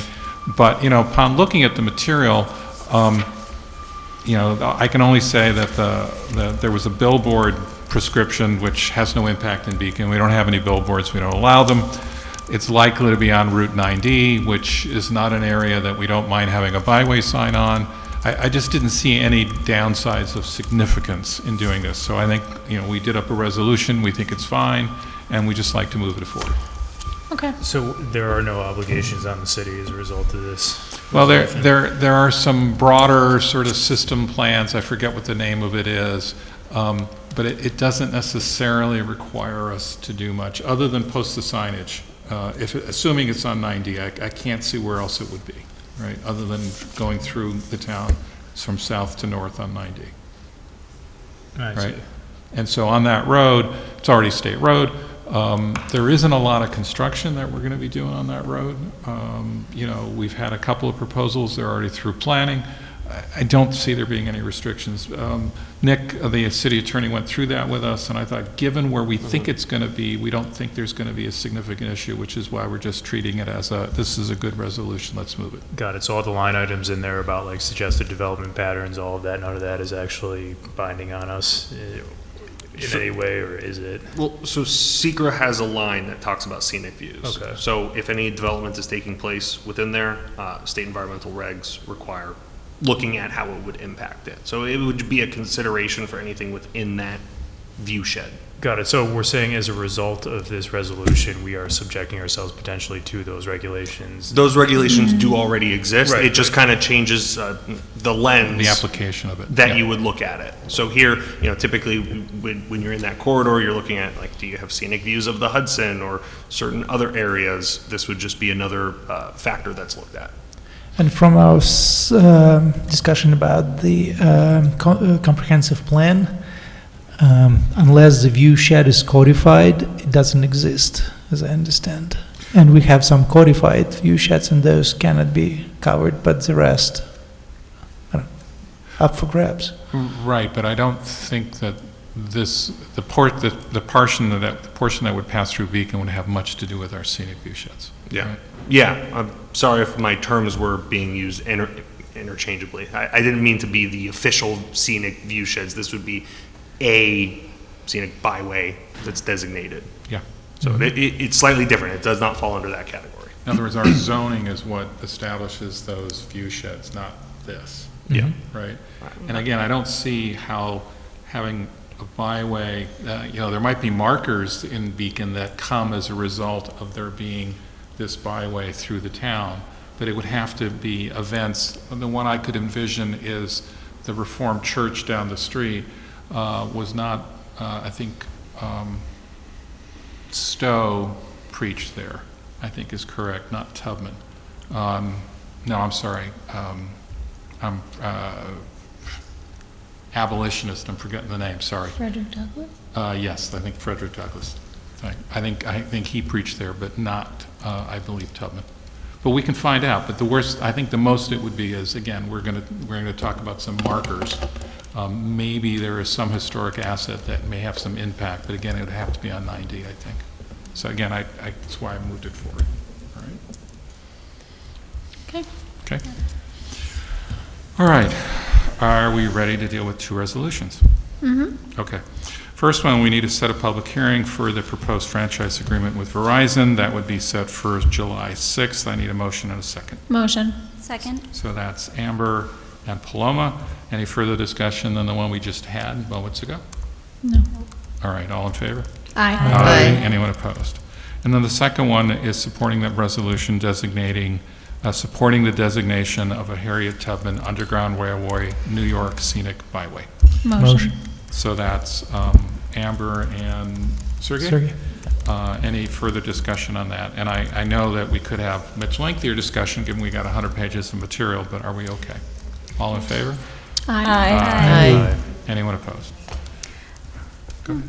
Oh, no, I'm not opposed. I just do want to give a second to say that I appreciate that this is going forward. I had heard about this many months ago, and glad to see that it's happening. And if there are programs or educational opportunities that come up as this corridor is being implemented, I, for one, would be very interested in supporting that. Yep.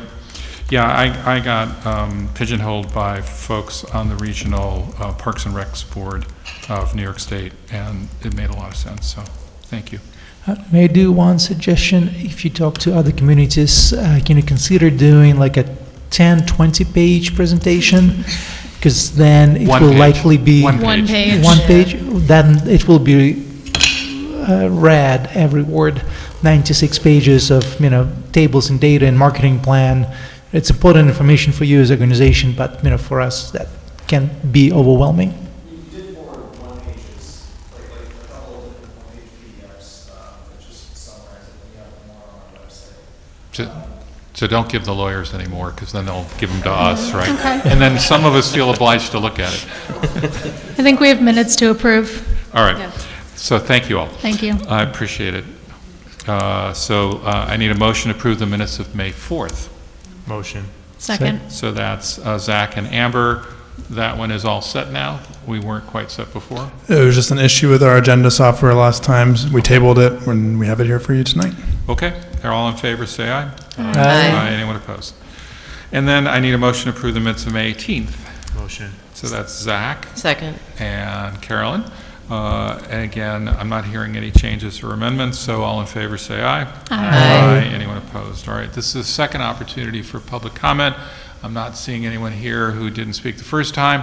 I don't think there's anyone online. No hands raised online. The next meeting is June 15th at 7 p.m. at this Can I- location. At some point, bring up a third meeting in June. I don't know if I missed my window for that. I thought we were going to put that on for the June 15th meeting. Do you want to talk about it tonight as well? I didn't necessarily want to talk about the topic, but I did want to know if we could book it in the calendar. I mean, basically, if I'm the only person on council who wants to have a third meeting, then I will take that idea and go home with it. But if anybody else wanted to have that meeting, I thought maybe we should get it on the calendar. I'll be away. I'm open to attending a meeting, but I would need to know what the agenda was. Same. And Yeah, I would focus. like the scope to be narrowed a little bit if possible. Yeah, and that's where I I think. don't want to have a meeting just to have a meeting. So I can't say, yes, let's have a meeting because there's no topic. Yeah, that's where I was starting to talk about that, but that we want to save that for the public. Like, basically, my thought was having another opportunity for community engagement. And I floated the idea of talking about committees, just because that was a topic that we have community volunteers who are on our committees, and, giving them an opportunity to talk about the committee work that they do could be a potential topic. But I'm open to it. Right now it's, 10 o'clock. We've gone through all different kinds of things.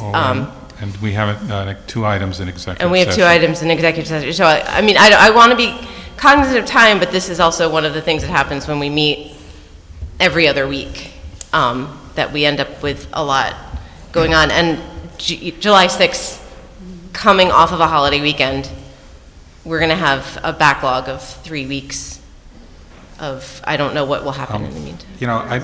My only comment is I don't think it is essential that we do that in June. What I think is essential is we figure out what is it that we would do in an extra meeting, and I don't think we want to cover that right now. So that would be my 2 cents. Yeah, I think my proposal would be if there's a specific idea of what would be on the agenda, we can discuss that at the next Monday meeting. If we decide to have that meeting, I would suggest it be on the 29th so we can give 2 weeks' notice after the 15th. And then just to say out loud in public, my 2 cents on committees is that I would like to have a report from every committee, whether that's written or in person, once a year, but that should happen on their schedule and their terms and in their parameters. But I do want to hear from our committees more regularly. So we will put something on for the 15th agenda. As Paloma said, if we end up, the council feels that they want to schedule something, that will be something you'll discuss. That would still give you a 2-week notice period from the 15th. Okay. Thank you. Yeah, our pleasure. And I need a motion to go into executive session to discuss real property and contracts, to come out and then to adjourn. Motion. That was Amber and Sergey. All in favor? Aye. Aye. Thank you all. Good night. All right, so Natalie and Nick, I'll be opening the executive session.